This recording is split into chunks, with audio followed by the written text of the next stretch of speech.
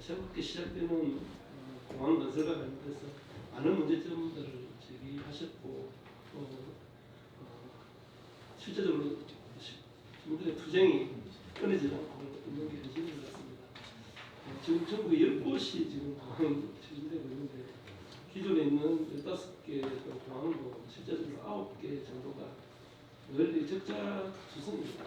새로 공항을 짓는다면 전체 어떤 건설 비용뿐만 아니라 사후 이렇게 운영 측면에서도 워낙에 적자가 될 것이 너무 뻔하고 그리고 오늘은 우리 새만금 신공항 같은 경우도 부실한 환경영향 평가, 조류충돌 위험 이런 것 때문에 이제 이번에 판결이 짓지 말라고 났는데 지금 이거 사실 그렇게 났음에도 불구하고 관련되어 있는 기관이나 단체는 그냥 추진하고 있더라고요.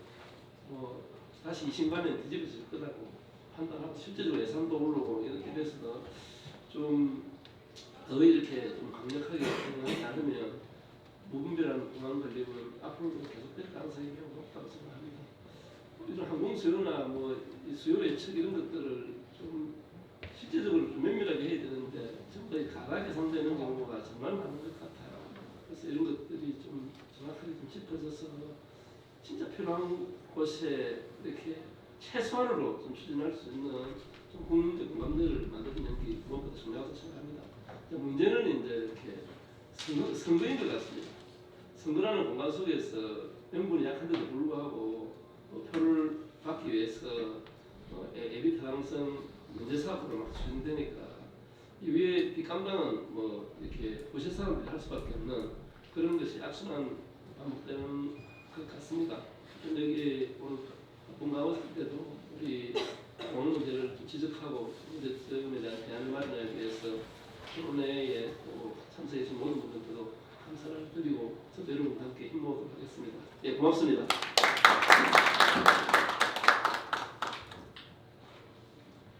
예, 급해서 제 소개도 안 하고 시작. 예, 저는 오늘 그 사회를 맡은 제주 제2공항 강행저지 비상도민회의의 공동 집행위원장이고요. 또 저희들이 지금 구성한 전국 신공항 백제화 연대의 운영위원장을 맡고 있는 박찬식입니다. 반갑습니다. 그동안 사실 이 공항 문제는 시민사회나 외부의 어떤 비판이나 비판적 개입으로부터 거의 무풍지대나 다름없었던 것 같습니다. 국토부와 그 주변의 어떤 전문가들에 의해서 거의 독점적으로 폐쇄적으로 논의들이 진행되어 왔고 지금 현재 제7차 공항개발 종합계획이 논의되고 있는 이 과정조차도 전혀 어떤 내용들이 공개되거나 어떤 외부에 개방되거나 이런 것 없이 좀 진행되고 있는 거 아닌가라는 생각을 해서 저희들이 몇 차례 여기 임종 의원님실을 통해서 제7차 공항개발 종합계획이 지금 절차가 어떻게 진행되고 있는가 그리고 어떤 이런 공개된 논의의 장이 있는가라는 질문을 했었는데 그 공개된 논의의 장이 어떻게 열리는지에 대해서 아직 답변이 없었습니다. 그래서 그런 상황에서 저희들이 그래도 어떻게 보면 처음으로 그 직접적인 관계가 있는 부서나 아니면 전문가들 범위를 넘어서서 좀 시민사회에서 이 공항 정책에 대해서 논의하는 자리가 오늘 마련된 게 아닌가라는 생각을 합니다. 그래서 오늘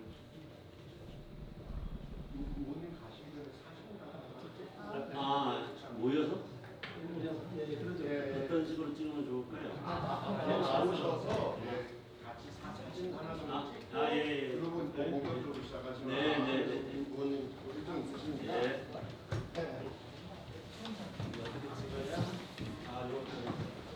지역에서 오신 분들 앞으로 나오시죠? 예. 그렇게 해서 함께 찍으면 어떨까 싶은데요? 앞에 앉는 게 나을 겁니다. 앞에를 앉으시고 예. 앉는 것도 그런가? 그러니까 그러면 치우죠. 그냥 찍고 그러면은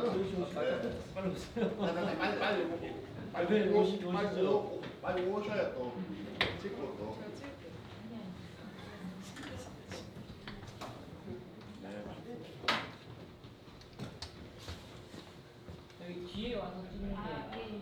위에서 찍는 게 잘 나옵니다. 찍겠습니다. 네. 그걸로 할까요? 자, 무분별한 신공항 정책 중단하라. 중단하라! 중단하라. 중단하라! 네. 먼저 가겠습니다. 네, 또 다음에 또 뵙죠. 네.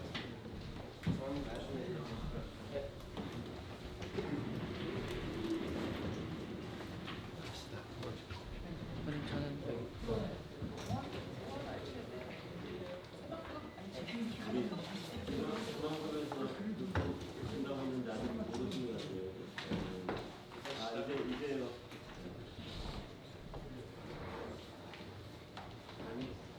시간 10시가 넘었습니다. 이제 지금 그냥 바로 시작합니다. 아주 제 시간에 시작한 거였습니다. 예, 그러면 지금부터 그 신공항 건설 위주 공항 정책 이대로 좋은가라는 토론회를 시작을 할 텐데요. 먼저 오늘 참가하신 분들 좀 소개부터 하는 게 좋을 것 같습니다. 우선 발표를 맡아주실 내부를 소개를 해드리겠습니다. 새만금제공항 건설 기본계획 취소 통일과 감사원 감사 결과의 의미를 발표해 주실 최재용 변호사님을 소개합니다. 마이크 켜주세요. 예, 지금 켜져 있어요. 네. 다음에는 신공항 예산 불용 현황 및 2016년 신공항 건설 예산의 문제점을 발표해 주실 이상민 나라살림연구소 수석연구위원을 소개합니다. 예, 다음에는 오늘의 또 거의 주제에 해당하는데요. 공항개발 종합계획의 문제점과 공항관리계획으로의 전환 필요성을 발표해 주실 그 전국 신공항 백조현대 정책위원장이신 이현석님을 소개합니다. 그리고 오늘 어렵게 오셨는데요. 예, 이런 토론들에 대해서 어떻게 보면 전체적으로 국토부에서 어떻게 생각하시는지, 그리고 저희들이 궁금해하는 제7차 공항개발 종합계획이 어떻게 진행되고 있는지 좀 말씀해달라고 부탁을 국토부에 드렸었는데, 국토부 공항건설 팀장을 맡고 계신 우리 장원 과장님께서 오셨습니다.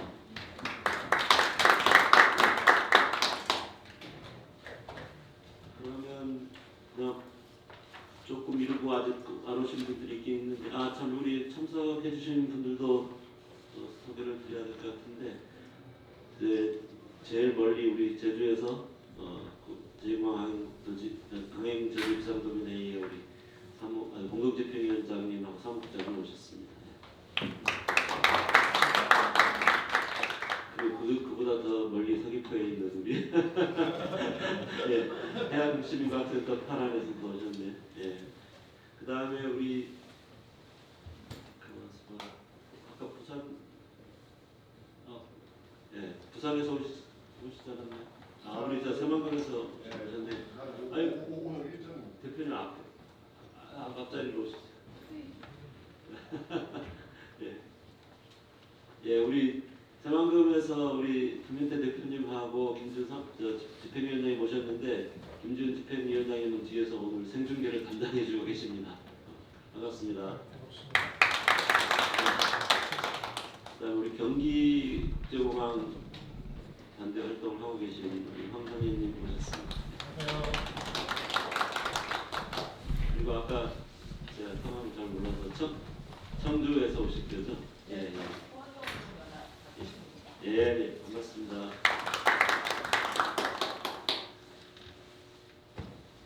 우리 가덕도는 사실 오늘 준비 관련은 열심히 하셨는데, 오늘 그 가덕도 현안이 있어가지고 저기 새로 사업 추진하는 그 설명회가 오는 대응한다고.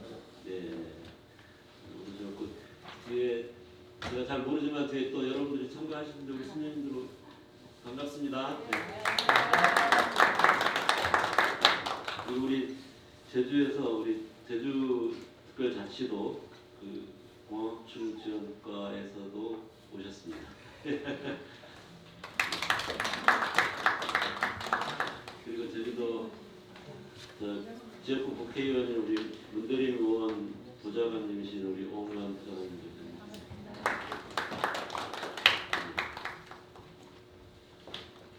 다른 분들은 제가 잘 몰라서 여기까지 일단 소개를 하고 시작을 하는 걸로 하겠습니다.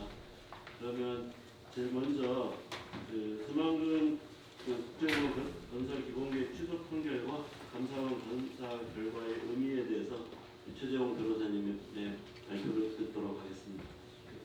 참 앞으로 전부 발언하실 때는 뭐 질문을 했거나 모든 발언할 때는 마이크를 켜주십시오. 그렇게 해야 지금 저희들이 유튜브로 생중계가 되고 있기 때문에 소리가 이제 들어갈 수 있습니다. 시간은 한 15분.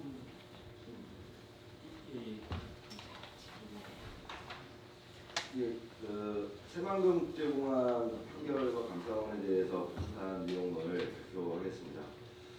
사실 이제 공항뿐만 아니라 다수의 국책사업 또는 대규모 개발 사업들은 필연적으로 난개발에 대한 유인이 있고 그로 인한 자연환경과 생활환경에 대한 파괴를 불러올 수밖에 없습니다. 또 사업 부지 같은 경우에는 수용으로 인해 원주민들의 주거지가 주거 안정권이 심각하게 훼손되기도 합니다. 우리 법제는 이러한 난개발에 대한 피해들을 다 겪어왔었기 때문에 이를 방지하기 위해서 각종 타당성 평가제도를 두고 있습니다. 공항 같은 경우에도 입지 후보지를 선정하기 위해서는 사전 타당성 검토제도를 두고 있고 그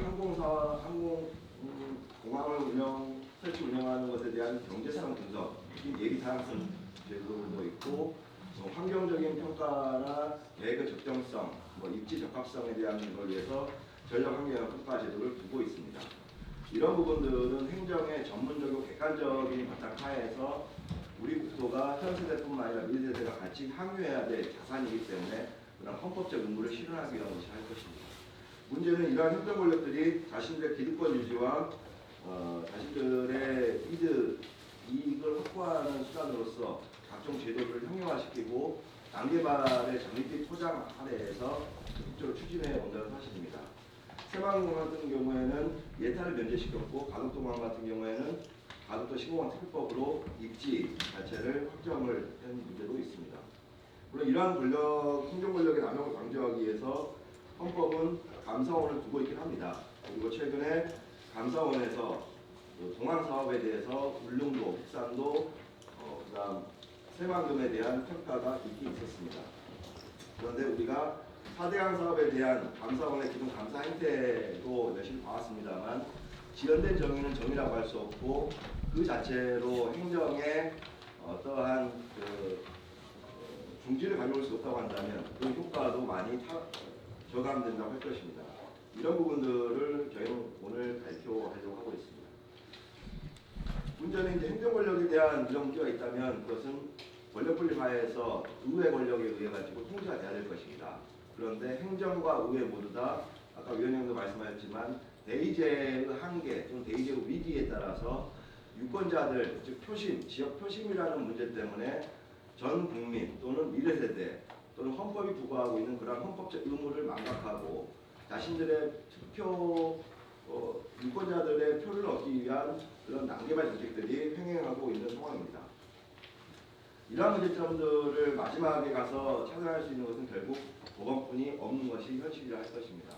그러나 법원도 계획의 적당성과 입지 타당성 그리고 환경적 영향에 대한 제반 요소들, 경제성 평가에 대한 제반 요소들을 지금까지는 사법 소극주의 하에서 어느 정도 웬만하면 행정청의 그러한 처분 자체가 적법하다라는 판단을 해왔었던 것이 사실입니다.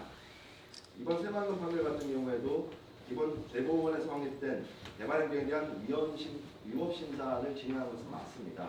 다만 사문화되어 있던 환경권에 대한 규정들, 즉 자연환경에 대한 부분들을 더 구체화시키고 국토교통부 오늘 참석을 했습니다만 국토교통부에서 내세웠었던 그 전제 조건들, 경제성에 대한 부분과 지역 국토 균형 발전에 대한 부분, 그리고 그로 인해 훼손될 공익으로서의 새만금 수락갯벌과 서천갯벌에 있는 자연생태계에 대한 심각한 훼손 문제, 그에 따른 저감 대책의 현실성 문제, 이런 부분들에 대한 것을 제대로 검토하지 않고 교류 충돌 문제를 자의적으로 축소시킨 그런 문제점들을 지적하면서 공익과 공익, 즉 지역 국토 균형 발전이라는 그러한 이 사업으로 인한 공익과 이 사업으로 훼손될 조류 충돌에 따른 생명권에 대한 침해 그리고 항공 운항에 따른 수락갯벌과 서청갯벌 등 자연환경에 대한 침해라는 이러한 공익들을 제대로 비교 형량하지 않았다는 것이 이번 판결의 취지라고 할 것입니다. 그럼 문제는 이것이 왜 행정청 내에서 절차 내에서 이루어지지 않았는지, 그것이 어떤 식으로 자의적으로 집행이 되고 그 결과 국토교통부 장관이 이 사건 기소를 했는지가 이번 판결을 통해서 여실히 등장하고 있습니다. 1심 판결에 대한 분석입니다. 여기 오신 분들도 아시겠지만 공항을 설치하기 위해서는 처음에 공항에 대한 종합계획이 수립돼야 되고 공항을 설치하고자 한다면 먼저 사전 타당성 검토를 통해서 최적의 입지를 결정해야 됩니다. 그런데 이번 판결에서 나왔듯이 사전 타당성 검토라고 하는 것은 공항의 입지를 결정하는 것으로서 항공안전에 중대한 위협이 있는 조류 충돌 문제에 대해서는 사전 타당성 검토 단계에서 반드시 이를 검토를 했었어야만 합니다. 그런데 이 사건 새만금 사건에 있어서는 사전 타당성 검토 단계에서 조류 충돌에 대한 평가를 전혀 실시하지 않았습니다. 이것은 비단 새만금뿐만 아니라 국내 모든 공항에서 유사하게 이루어지고 있는 상황입니다. 그리고 새만금에서는 예비 타당성 평가가 면제가 됐습니다. 국토균형발전이라는 명분이었던 거죠. 다만 법원은 예비 타당성을 면제했다는 이유를 해석함에 있어서 예타를 면제했다는 것은 그만큼 지역균형발전을 통한 이익이 자연환경을 훼손하거나 저감, 최소화시키는 그러한 피해보다도 훨씬 더 우월할 것을 요구한다라고 해석을 했었습니다. 예타 면제의 효과는 BC 0.479에 불과한 경제성이 낮은 이 새만금 공항을 정말 할 필요성이 있는지에 대한 근본적인 의문을 던지는 사안이라 할 것입니다. 그리고 말씀드렸던 조류 충돌과 자연환경에 대한 문제는 전략환경영향평가 단계에서 이루어졌습니다. 그런데 최근 기본계획 취소가 된 1심 판결 이후에 국토교통부나 또는 전북환경청을 상대로 전북 정치권 영역에서 굉장히 많은 압력이 들어왔다라고 하고 있습니다. 실제 빨리 후속 절차를 진행을 하고 새만금 국제공항에 대한 자연환경적인 문제에 대해서는 저감 대책을 충분히 수립하도록 해라라고 하는 입지 타당성에 대한 평가를 건너뛰는 절차가 들어오고 있습니다. 입지 타당성이 되지 않는 사업 자체는 그 자체로 위험성과 난개발 그리고 미래 세대에 대한 자연 향유권을 파괴하는 것이라고 저는 생각을 합니다. 사업 부지 인근 현황은 잘 등장하는 바와 같이 이 사건 같은 경우에는 새만금입니다. 다만 이제 중간 또 한번 얘기를 드리겠습니다만은 새만금 갯벌 같은 경우에는 새만금 방조제 사업이 한번 있었죠. 그런데 지금까지는 저희가 수많은 전력환경평가나 환경평가 단계에서 사업 시행자가 내세우고 있는 또는 행정청이 내세우고 있는 그런 저감 대책을 그 실효성을 다투기가 상당히 난해했었습니다. 현실적인 통계 자료도 많이 없었죠. 새만금 경우에는 특수한 사례가 있었습니다. 새만금 방류지를 당시에도 새만금 갯벌이 동북아 대양주의 철새들의 주요 기착지였기 때문에 도요 물대새 등의 멸종위기종이 세계적 멸종위기종인 도요 물대새들의 개체수에 대한 급감 문제가 우려가 됐었습니다. 그 당시에도 대체 설치 마련을 통해서 충분히 그런 환경적 영향을 저감할 수 있다는 그런 결과들이 나왔었죠. 그런데 실제 환경부가 조사해 보니 현재 도요새나 물대새들 같은 경우에는 각각 95% 이상, 97% 정도까지 개체수가 급감하였습니다. 대체 설치 말하는 것 자체가 얼마만큼 허무맹랑한 것이고 형식화된 것인지를 여실히 보여주는 것입니다. 이런 문제 때문에 이번 판결에서도 처음으로 이러한 저감 대책이라고 하는 것에 대한 형식성 그리고 그 실천 가능성이 없음을 질타한 부분도 여기에서 충분히 등장을 했었습니다. 타당성 평가 내용입니다. 말씀드린 대로 지금 6쪽입니다. 경제적 타당성은 0.47에 불과했고요. 새만금공항 입지 선정 단계에서도 여러 가지 아이카오에 대한 평가 기준을 내세웠습니다만은 조류 충돌 위험은 없었고 그런 부분들도 이번 재판부에서도 그 자체로 사전 타당성 검토 제도가 위법하게 이루어졌다라고 인정을 했습니다. 문제는 전략 환경영향 평가 단계였었죠. 이번 재판의 핵심은 전략 환경영향 평가에 대한 내용이었습니다. 전략 환경영향 평가라고 하는 것은 계획의 적정성과 입지 타당성을 최종적 확정적으로 불가역적으로 검토하는 행정처분의 가장 첫 번째 처분 단계입니다. 계획 적정성과 입지 타당성이 인정되지 않는 사업들은 해서는 안 되는 사업인 것이고, 그 이후에 이루어지는 환경영향 평가 단계에서의 저감대책 계획이라고 하는 것들은 단순히 정해진 입지 타당성에 평가된 사업 내에서 사업 규모를 축소하거나 사업 위치를 바꾸거나 또는 사업의 내용을 일부 축소함으로써 환경적 영향을 최소화하는 것 정도에 불과합니다. 아무리 입지 타당성이 안 된다는 것이 확정된다 하더라도 그것을 법원을 통해서 또는 다른 절차를 통해서 행정청이 직권 취소하지 않는 이상은 후속 절차에서는 입지 타당성이 인정되지 않음에도 불구하고 사업은 강행될 수밖에 없다는 것이 현재 법제도의 가장 큰 문제점입니다. 그럼 계획의 적정성과 입지 타당성에 대한 것을 어떻게 평가했을까요?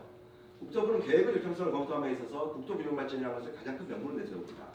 실제 모든 공항, 새만금, 가덕도, 제주 제2공항에 있어서는 똑같이 계획의 적정성을 검토할 때 국토 개발이라는 측면 말고 국토 보존이라는 측면에 있어서의 환경권에 따른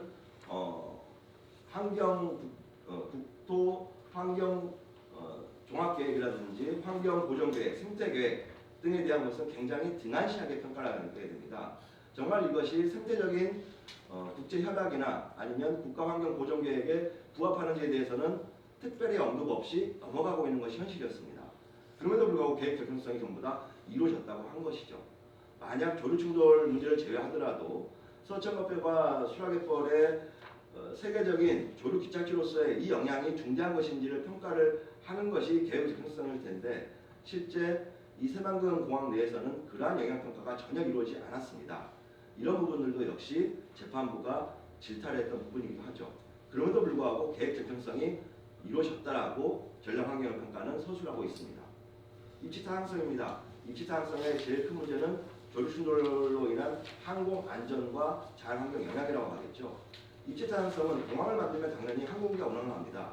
우리가 무한 제주항공 참사에서 봤듯이 만약 공항이 조류 충돌로 인해서 엔진 실화가 발생을 하고 그로 인해 대형 인명사고가 발생한다면 생명권에 대한 침해는 국가가 보존해야 될, 보호해야 될 국민의 가장 중요한 본질적 기본권에 대한 침해로 나타난 것입니다. 그럼에도 불구하고 입지 타당성에 있어서 조류 충돌에 대한 평가를 굉장히 자의적으로 진행했다는 자체도 이번 판결을 통해서 제대로 나타난 상황입니다. 그리고 야생동물에 대한 부분입니다. 결국 멸종위기 야생동물이나 주요 철새 도래지가 이 사건 공항과 그 인접 지역에 있기 때문에 거기에 대한 영향이 정말 있는지 없는지를 국토교통부는 제대로 검토를 했어야 됩니다. 그런데 전북 환경청마저도 이런 부분을 조건부 협의 절차를 통해서 진행을 했다는 점에서 큰 문제가 있다고 할 것입니다. 말씀드린 환경 관련 계획 적정성은 7조에 있습니다. 문단을 보시면 제5차 국가환경종합계획, 제3차 자연환경보존 기본계획, 제4차 국가생물다양성 전략, 이런 부분들이 계획 적정성에 좀 부합하다라고 얘기한 것이 국토부의 표현식이었습니다. 좀 넘어가서 이 사건 계획에 있어 형량을 하자입니다. 10조입니다. 피고는 충분한 검토와 조사, 합리적인 이의역량을 통해서 이 사건 사업을 통해 작성하려는 공익이 이 사건 사업으로 인해 침해되는 공익 또는 사익보다 우월하다는 결론에 이르렀다고 주장을 계속 해왔습니다. 문제는 이런 것들이 정말 객관적이고 합리적인 조사를 통해서 이루어졌는지에 대한 문제인 거죠. 그런데 재판부는 사업 부재 조류 충돌의 위험의 근거 없는 추석평가, 평가된 위험 요소의 입지 선정 절차에서 미반영, 서천객벌 및 서식 조류 등에 미치게 될 영향의 부실 검토, 환경훼손 정도를 저감할 수 있는 방안을 마련할 수 있을 것이라는 막연한 단정을 통해서 이 형량을 검토해야 될 재량 영역을 제대로 행사하지 않았다는 것이 이번 재판부의 판단이었습니다.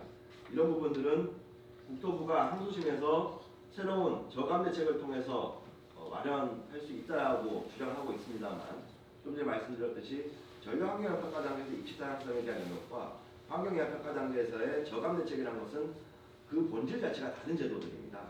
저감 대책을 가지고 입지 타당성을 논할 수 있다는 자체가 여전히 이 재판부가 말씀하신 충분한 검토와 조사, 합리적인 객관적인 근거를 통한 계획의 적정성과 입지 타당성에 대한 것을 여전히 공개하겠다는 것뿐이 아니라고 저는 생각을 하고 있습니다. 자, 이런 사법심사에 있어 환경위기의 고려 방안입니다. 어쩌면 이런 환경위기 고려 방안이라는 사법의 전통적인 판결 경향 때문에 국토부는 1심에서 이 사건 기본계획이 취소될 것이라고는 생각하지 못했을 수도 있습니다. 기본적으로 환경위기 고려 방안을 할 때는 환경이라는 것은 자연환경적 영역인 것이고 그 자연환경은 결국 전략환경영향 평가를 통해서 이루어졌던 사안이었습니다. 이 전략환경영향 평가 단계에서 재판부도 무한공항 참사 이후에 실질적으로는 전류충돌 위험에 대한 쟁점들이 더 많이 부각했습니다. 최초 단계에서는 환경적 영향에 대한 평가를 다툰 것이 사실상 어렵기 때문에 사업의 필요성에 대한 영역으로 들어갔었습니다. 근처에 인근에 유사공항들이 많다는 거였죠. 근데 그런 부분들보다 전류충돌에 대한 영역과 그리고 증인신문 등을 통해서 서천개포에 있는 철새 기착지들의 훼손 가능성의 심각성 또는 명백한 우려가 과학적으로 입증되는 그 과정에서 재판부도 환경적 영향을 중대하게 평가를 했다라고 보여지고 있습니다. 감사원의 새만금공항 감사 결과는 이런 국토부의 평가를 다시 한번 질타를 하고 있습니다. 행정 내부 통제인 거죠.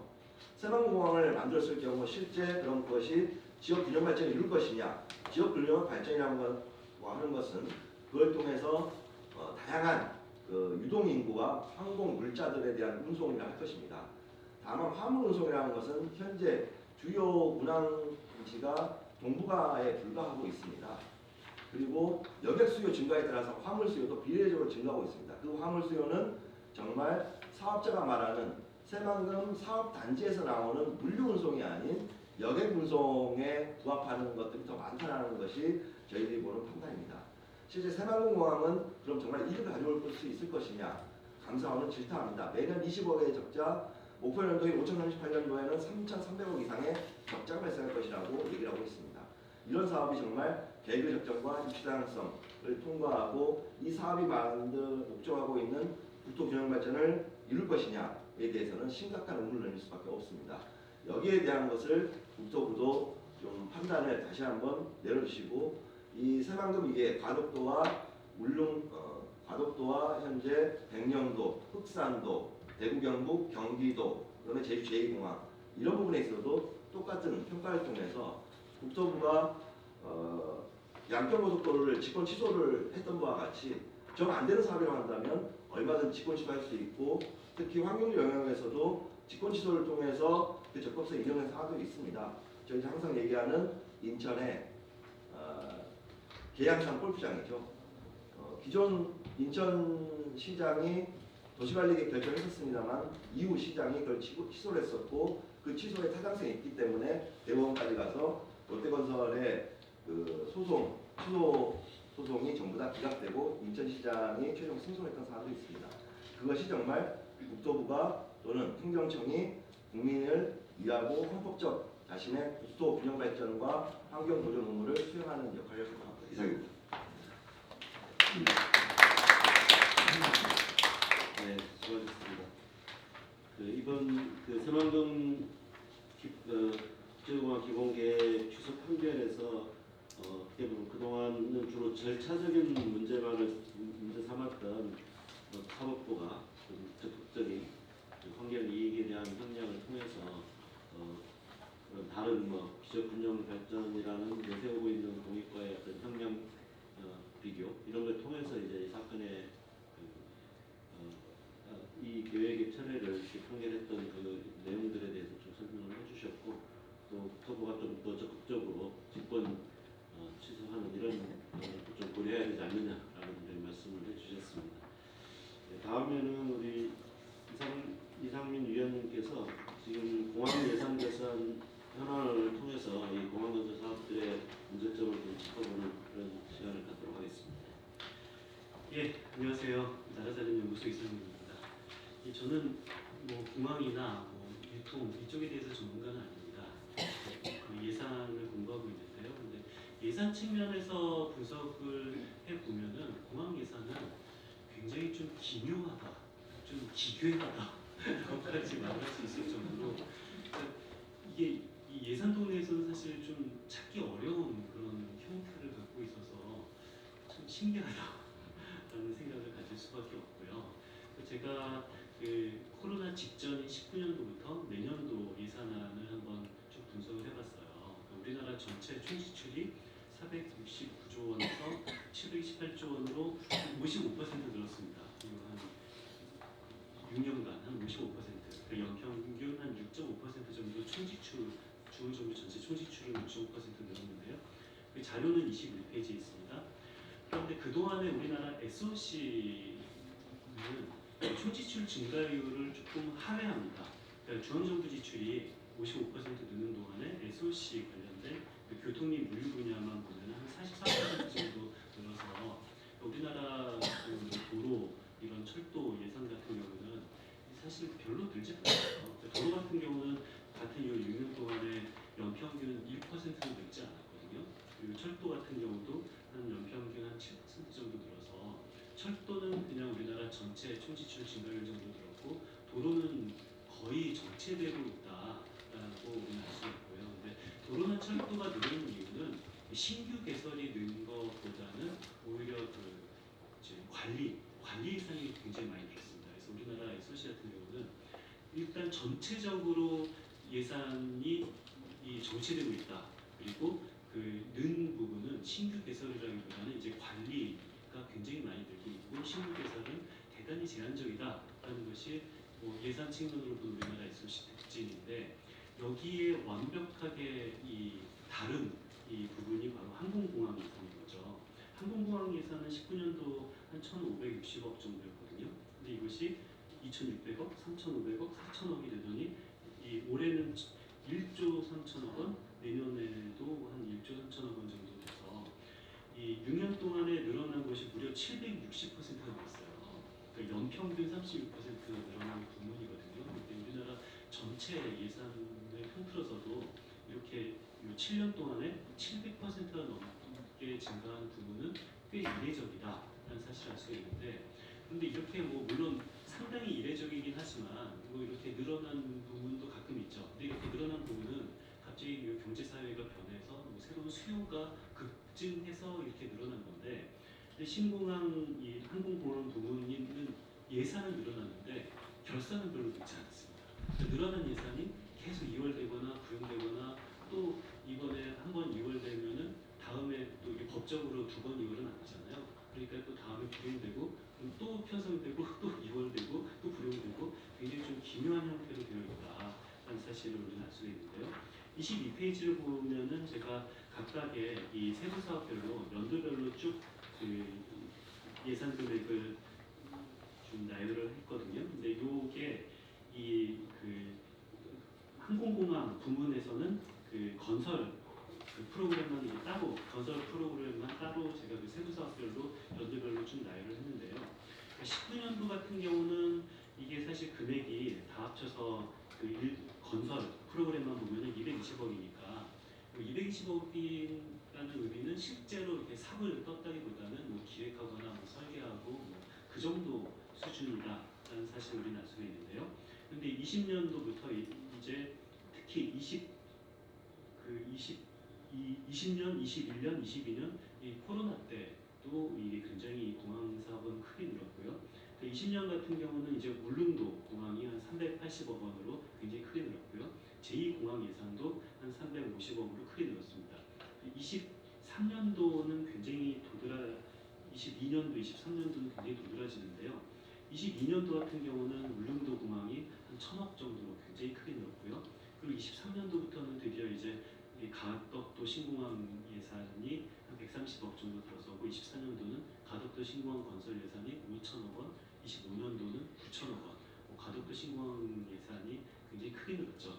그래서 요 22페이지 표를 보시면은 어떤 공항 건설이 굉장히 최근 23년도, 24년도, 25년도 그리고 내년도 26년도 정부안까지 얼마나 급격하게 늘었는지 충분히 볼 수가 있는데요.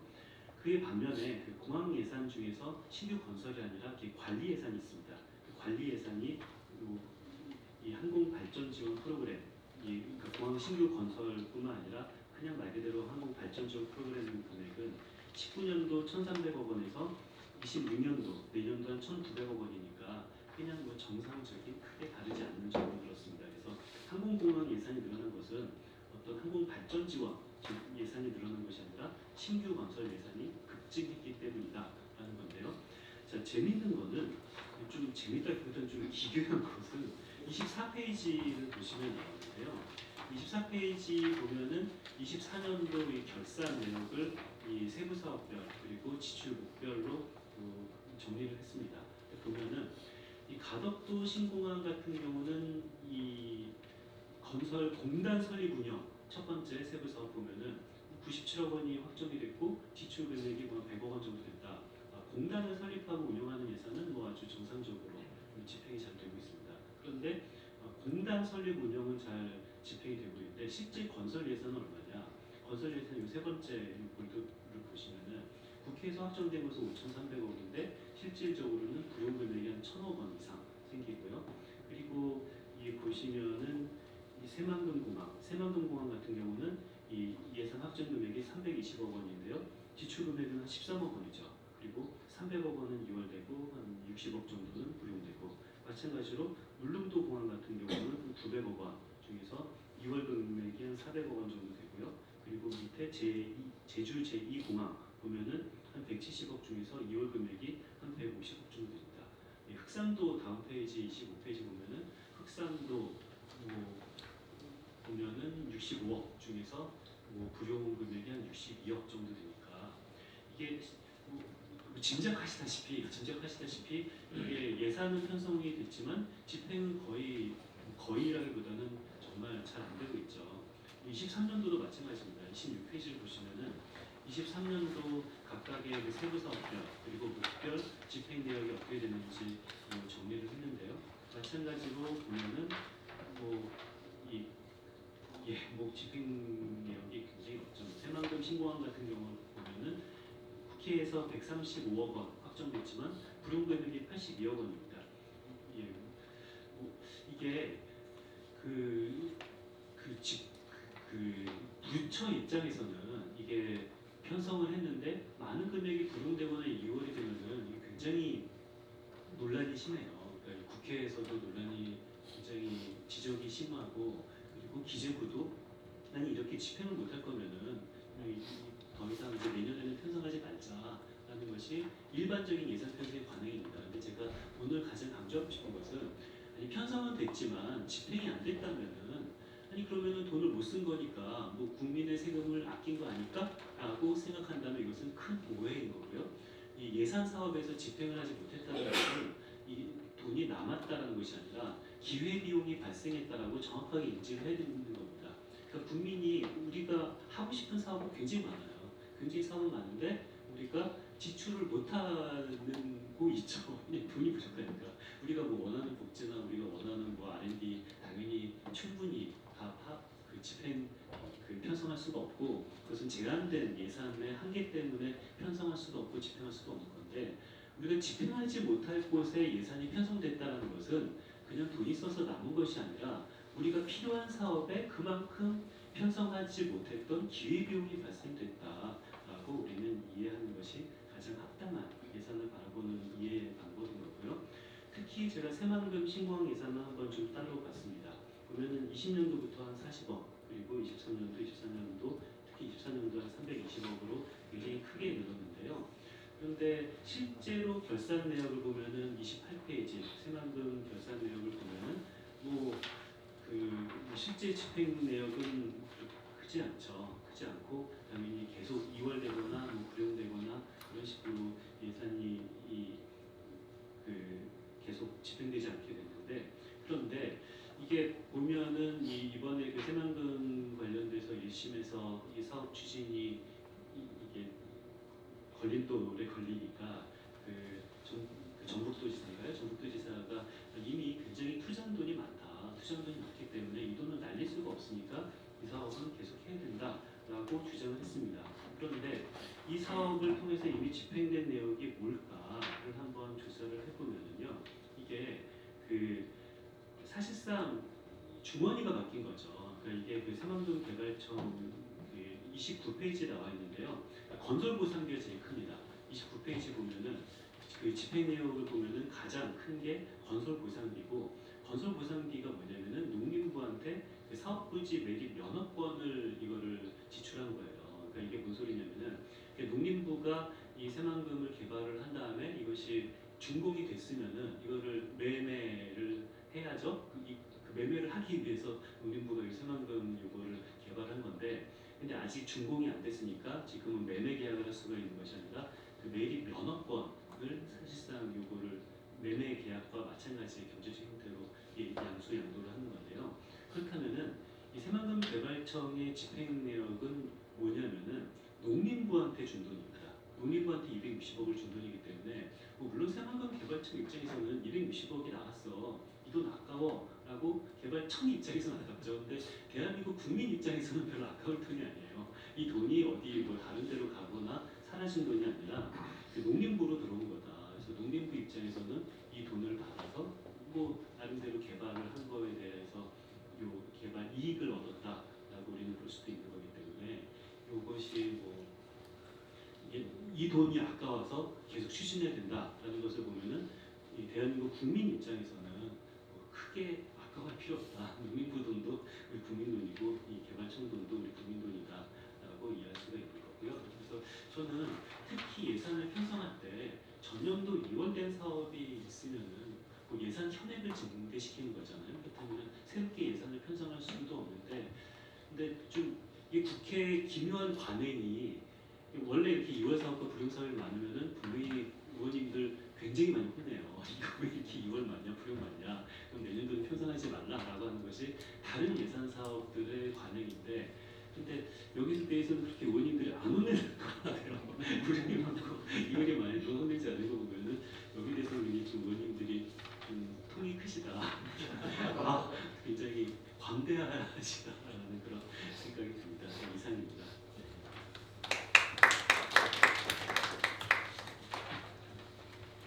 네, 저도 참 제2공항 예산 들여다볼 때마다 참 예결사를 볼 때마다 정말 황당한 생각이 많이 드는데, 2019년에 기본계획을 고시한다고 생각을 하고 2020년부터 계속 예산을 편성을 했거든요.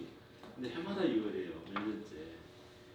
근데 또 지금은 물론 이제 기본 설계가 진행되고 있으니까 그 예산은 작년에 편성돼서 지금 지출되고 있는데, 또 내년에 또 실시 설계 예산을 150억을 또 잡았더라고요.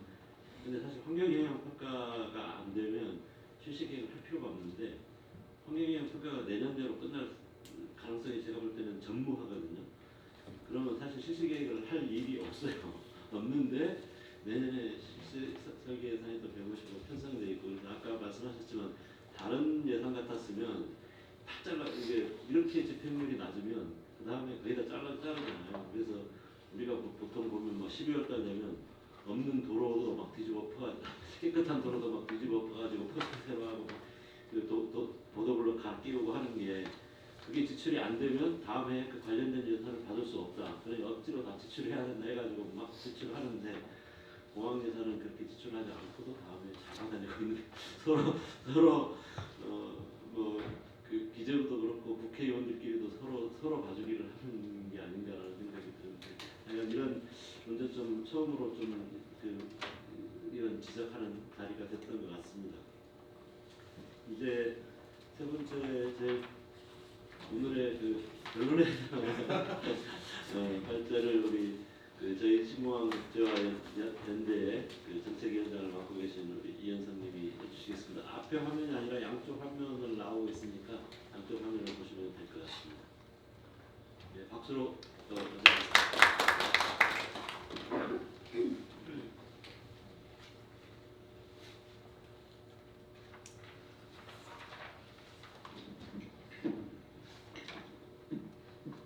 예, 소개받은 이현석입니다.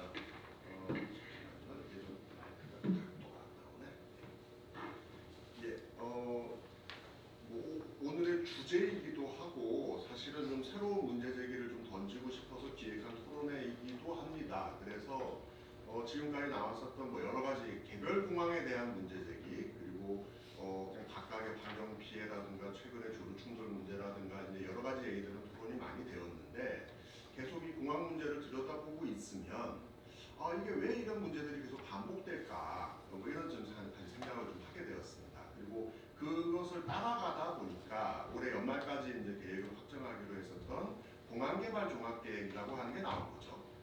그리고 이제 그것이 지금까지 수립되는 절차나 내용들, 뭐 방법들을 이제 하다 보니 아니 대한민국의 공항이 이렇게 많은데 공항 개발을 하기 위한 계획이 5년마다 한 번씩 계속 수립되고 있다라고 하는 것에 대해서 사실 좀 근본적인 문제 의식을 좀 갖게 되었습니다. 그래서 이제 그것에 대한 문제점과 앞으로 좀 어떻게 전환을 해야 될 것인지를 중심으로 해서 발제를 좀 준비했습니다.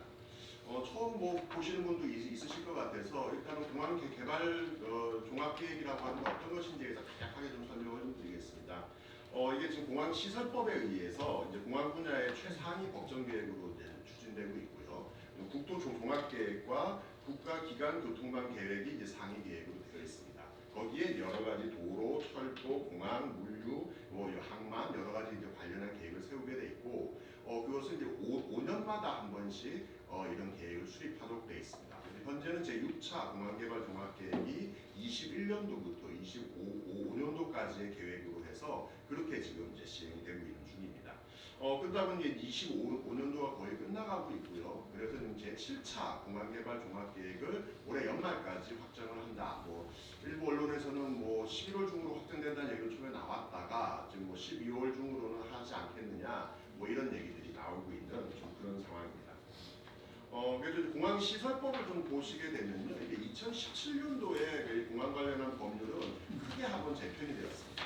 2017년도 이전에는 항공법이라는 형태로 해서 법률이 만들어져 있었고요. 2017년도에 이것을 공항사업법, 공항안전법, 항공사업법, 항공안전법 그리고 공항시설법으로 이제 법을 좀 나누게 되었습니다. 그렇게 해서 이제 공항시설과 관련한 법이 이제 전체적으로 공항시설법으로 되어 있고요. 여기에 이제 법의 3조에 보면은 공항개발 종합계획의 수립이라고 하는 항목이 있습니다. 여기에 이제 그 목적이 아주 명시적으로 되어 있습니다. 공항 개발 사업을 체계적이고 효율적으로 하기 위해서 한다. 그러니까 사실 이제 공항을 더 많이 짓는 것을 이제 중요한 목적으로 하는 계획인 것이고요. 이게 이제 항공정책심의위원회에서 심의를 거치고 국토교통부 장관이 결정을 하도록 되어 있습니다.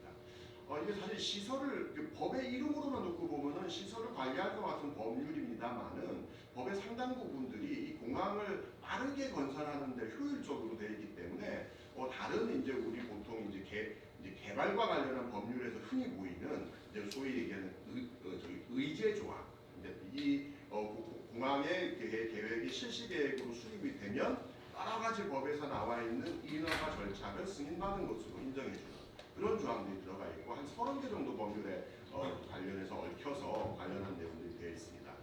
그리고 이제 뭐 기본적으로 토지를 수용한다거나 아니면은 이제 공항 개발 사업을 촉진한다거나 이런 내용들이 되어 있습니다. 우리 공항과 관련해서는 가장 널리 알려진 것 중에 일본의 나리타 공항 사례가 있습니다. 지금도 이게 1960년대부터 공항 개발이 진행됐었는데 지금도 공항 건설에 반대하는 분들이 그 공항 안에 땅을 갖고 계세요. 그래서 이제 활주로 내리다 보면 집이 보입니다. 활주로 한가운데 집이 지금도 있거든요. 이게 수용할 수가 없는 거죠. 예, 그러니까 한국은 수용을 하도록 관련한 조항들이 다 되어져 있고 뭐 이런 것들이 기본적으로는 다릅니다. 저는 이것이 뭐 오늘 얘기하는 공항의 포화 문제와 그 향후의 기후위기 문제 등 여러 가지 현실로 봤을 때는 현재 좀 적절한 게 아닌 그런 좀 그런 내용들이 포함되어 있다고 생각합니다. 제6차 공항개발 종합계획에 대해서 잠깐 설명을 드리겠습니다.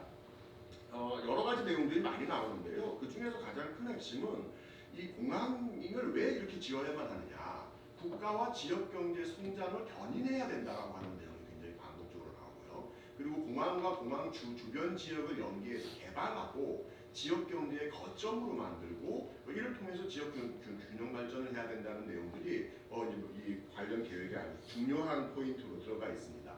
그러다 보니까 사실은 이것이 그냥 단순하게 비행기가 뜨고 내리는 시설의 의미가 아니라 지역의 개발 측면에서 지금 많은 부분들이 강조되고 있다. 그래서 뭐 저희가 다른 토론회도 했습니다만은 과연 이 공항이 실제 지역 개발에 도움이 되고 있는 거냐에 대해서 사실 좀 검토들이 필요한데 사실 뭐 그런 부분들은 공항 종합계획에는 나와 있지는 않습니다.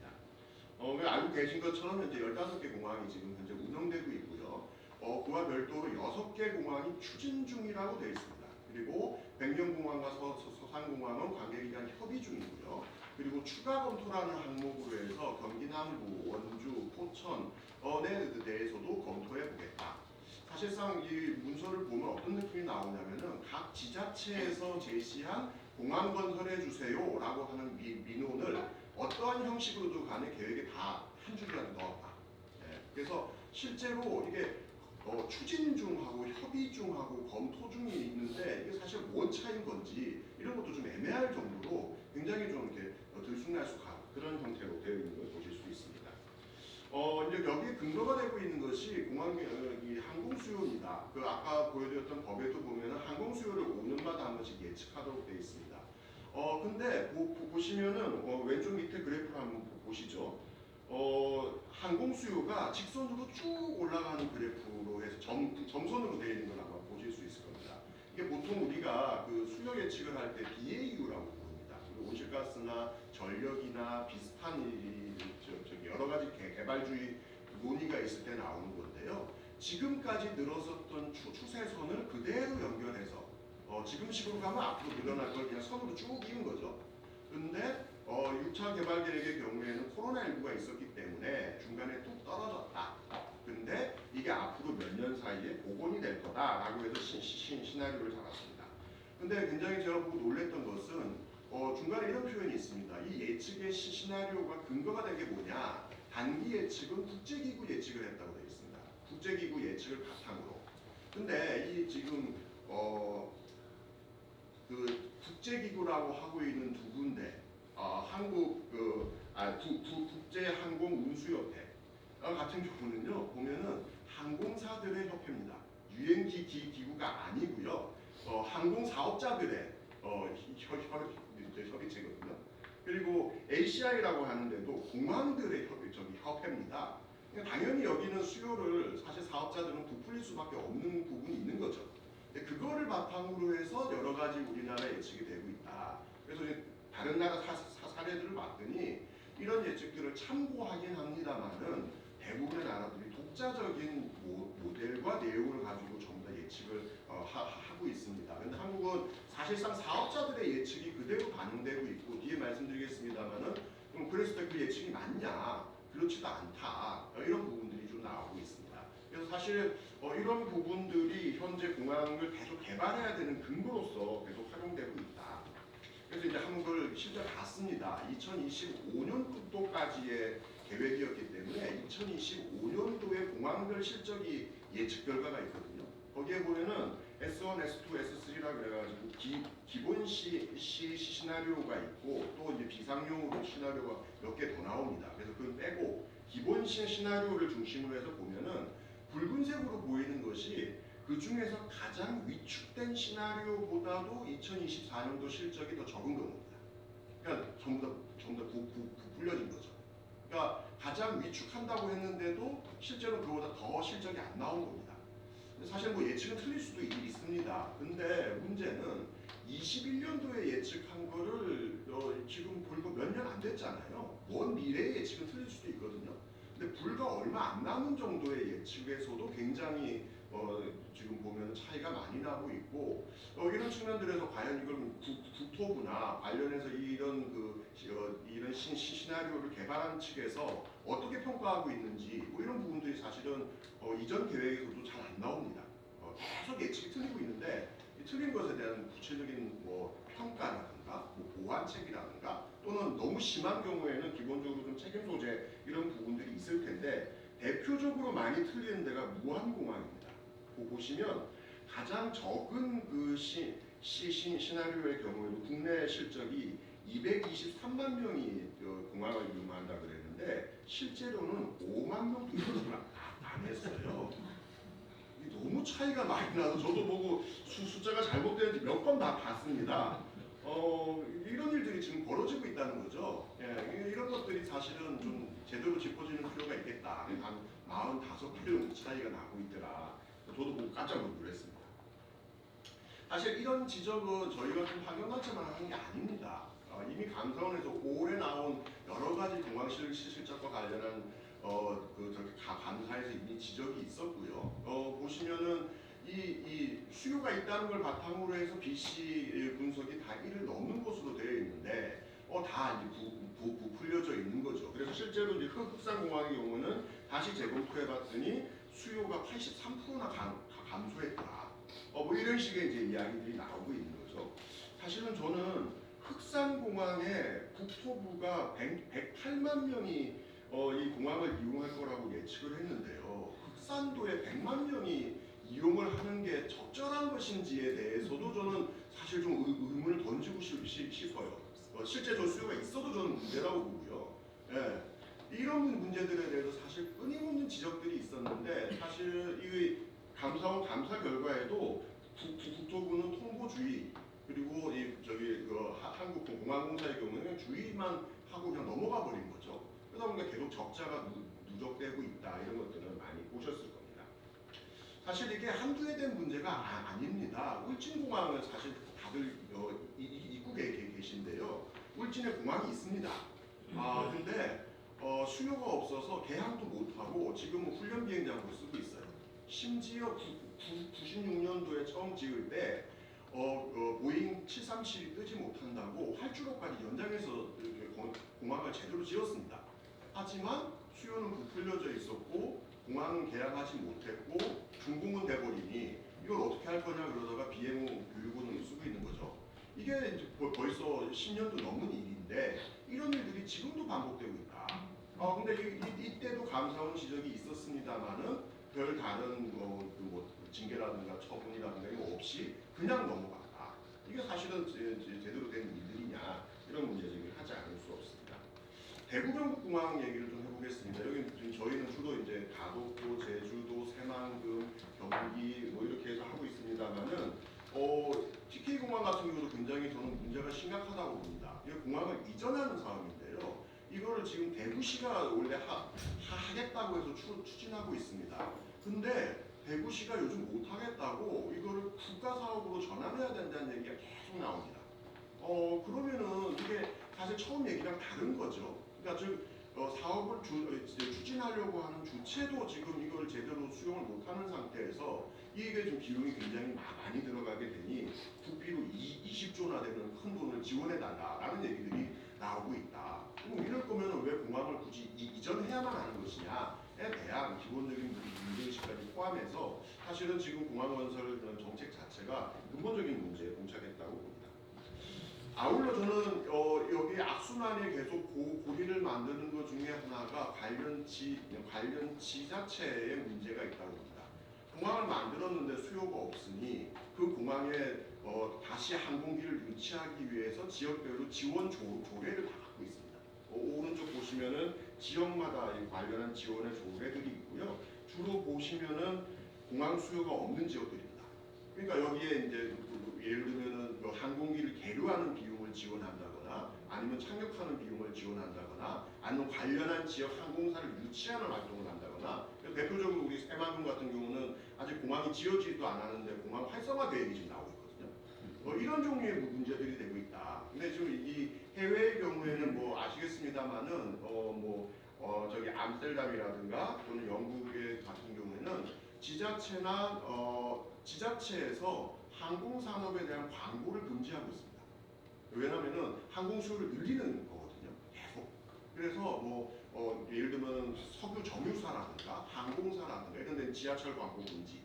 예를 들면 이런 식의 것들을 계속 하고 있는데 한국의 경우는 반대로 이런 공항을 활성화하기 위한 형태의 세금이 계속 나가고 있다. 그래서 이거는 저는 단순하게 밑빠진 독에 물 붓는 차원을 넘어서 세금으로 기후위기를 심화시키고 있는 거 아니겠느냐. 이런 측면에서 항공 수요 전반을 어떻게 우리가 점점 줄여갈 것인가, 목표를 관리해 갈 것인가라고 하는 그런 논의들이 이후에 좀 필요하다고 봅니다. 저는 그런 면에서 최근에 대통령실에서 지방공항의 비용을 관련 지자체들이 나눠서 지자라고 하는 얘기들이 나오는 것을 저는 굉장히 긍정적으로 보고 있습니다. 이거는 저는 지금의 대통령실 지시는 문자 그대로 하면 지방공항에 대해서 지방정부의 책임을 전제로 추진될 수 있도록 비용 분담 개정 방안을 만들자. 한번 만들어 봐라. 이렇게 좀 지시가 내려간 걸로 나옵니다. 사실 작년도에 한국교통연구원 이와 관련한 연구 용역을 진행한 게 하나 있습니다. 이건 주로 공항을 운영하는 것과 관련해서 오른쪽 밑에 보시면 1, 2, 3안에서 아예 지자체가 공항을 운영하는 방법, 공항 중에 일부를 지자체가 운영하는 방법, 신규 투자를 하는 부분을 지자체가 투자하도록 하는 방법, 이렇게 이제 대안을 제시한 바 있습니다. 저는 여기 좀 한 발 더 나가서 신규 공항 건설에 대한 부분들까지도 사실 무분별하게 되는 것이 아니라 구체적으로 지자체가 말만 하는 것이 아니라 책임을 질 수 있는 부분까지도 가야 된다. 이런 것들이 논의가 더 많이 필요하다고 봅니다. 저는 이제 그런 면에서는 얼마 전에 나왔었던 용인의 경전철 판결이 굉장히 의미가 크다고 봅니다. 이게 새로 2005년도에 만들어졌었던 법에 따라서 관련 지자체에 소송을 걸 수 있는 제도가 도입이 되었는데요. 그에 따라서 처음으로 액수는 전체 피해에 대비해서는 많지는 않습니다만은 분명하게 용인시 시장과 관련한 그 수요를 예측했었던 이제 곳에 이제 관련한 손해배 대상이 이제 부여되는 일들이 있었습니다. 정부를 대상으로는 아직 이런 관련한 법이 만들어져 있지는 않습니다. 하지만 이게 누군가 저는 책임을 져야 된다고 봅니다. 계속 이런 일이 반복되고 있고 이에 따라서 세금이 낭비되고 있는데 아무도 책임지고 있지 않은 것들이 이렇게 되는 것은 저는 이제는 좀 막아야 되는 거 아니겠느냐라고 생각합니다. 그래서 전환의 방향을 좀 크게 4가지 정도로 정리해 보았습니다. 제일 큰 것은 오늘 토론의 제목이기도 합니다만은 공항 개발을 중심으로 되어 있는 관련한 계획을 이제는 공항 관리를 중심으로 해서 정책 방향을 전환하는 것이 필요하다고 봅니다. 이제 그런 측면에서는 기존의 공항 개발 종합 계획을 공항 관리 계획으로 변경하고요. 그리고 사실은 이 수요가 줄어들고 또 여러 가지 문제들이 생겨서 효용성들이 떨어지는 공항들이 있습니다. 이것에 대해서는 단기적이라기보다는 중장기적으로 어떻게 전환할 것인지에 대한 논의도 좀 필요하다고 봅니다. 아울러 이 모든 문제가 사실은 정치권이 선거가 있을 때마다 공약을 내기 때문입니다. 그래서 그러한 공약을 낸다면 그에 따른 정확한 책임을 지는 것이 저는 맞다고 보고요. 그래서 공항 건설과 그리고 운영 모두 측면에서 저는 적절한 형태로 지자체의 책임을 강화하는 것이 필요하다고 봅니다. 다만 이 현재 공항이 크게 3가지 분류로 나눠져 있습니다. 중추공항, 거점공항, 일반공항으로 되어 있습니다. 그런 정도의 차이는 있을 수 있겠습니다만은 원칙적으로는 국가가 뿐만 아니라 지자체의 책임을 지도록 하는 것이 필요하다고 보고요. 지금 각 지자체에서 굉장히 항공 수요를 늘리기 위해서 노력하고 있는데 이것을 사실 이제 금지하는 방안들도 필요하다고 봅니다.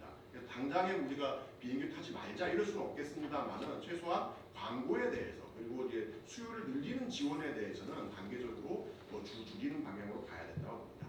수요 예측과 관련해서는 지금 사업자들의 예측에 따라서 되는 수요 예측 시스템이 저는 근본적으로 바뀌어야 된다고 보고요.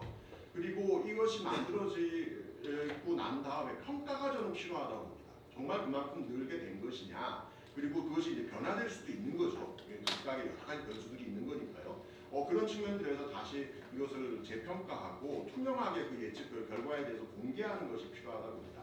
아울러 국내선 항공 노선에 대해서는 이미 철도와 도로가 포화 상태에 있기 때문에 사실은 단계적으로 축소하는 방안들을 프랑스처럼 논의하는 것이 필요하다고 봅니다.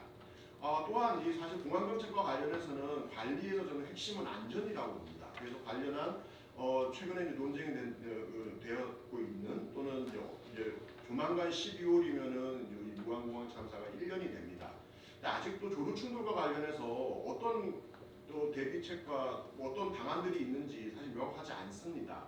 그래서 이런 문제들 그리고 이제 지금 이제 공항의 노동자들이 여러 가지 이제 근로 조건이나 또는 이제 여러 가지 고용 조건들 때문에 계속 문제 제기를 하고 있습니다. 그래서 공항 자체가 안전을 중심으로 해서 다시 재편되는 논의들이 필요하다고 보고요. 아울러 지금 도서 지역의 경우에는 이 공항이 이제 응급 환자들을 수송한다는 측면이 필요하다. 뭐 이런 얘기도 좀 많이 나옵니다. 근데 사실 진짜 응급 환자 수송을 위한 것이라면 비행기가 아니라 오히려 닥터 헬기를 명확하게 배치하는 것이 더 중요하다고 봅니다. 그런 측면들에서의 항공 정책이 근본적으로 변화되는 것이 필요하다고 봅니다. 그래서 뭐 이거는 각각의 내용들은 기본적인 설명을 좀 드렸고요.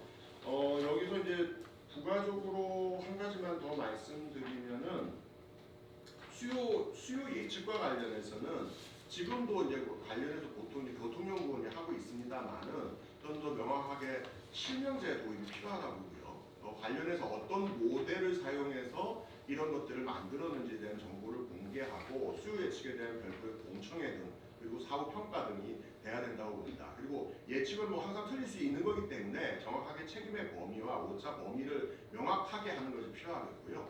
또한 신규건 건설과 관련해서는 좀 필요하다면 사후 평가뿐만 아니라 제3자가 독립적으로 검증할 수 있는 시스템도 만들어서 불필요한 예산을 최대한 줄일 수 있는 것이 필요하다고 봅니다. 아울러 감사원의 그 통보주의와 관련해서는 사실 통보주의 말고 예를 들면 인사자료 통보라든가 변상, 징계, 문책 더 강한 조치들이 있습니다. 저는 이걸 그냥 뭐 단순하게 이제 관련해서 일을 하고 있는 공무원들에게 압박을 가한다는 것이 아니라 최소한의 좀 책임을 지운다는 측면들에서는 저는 이것이 지금보다는 훨씬 더 강화되는 것이 필요하다.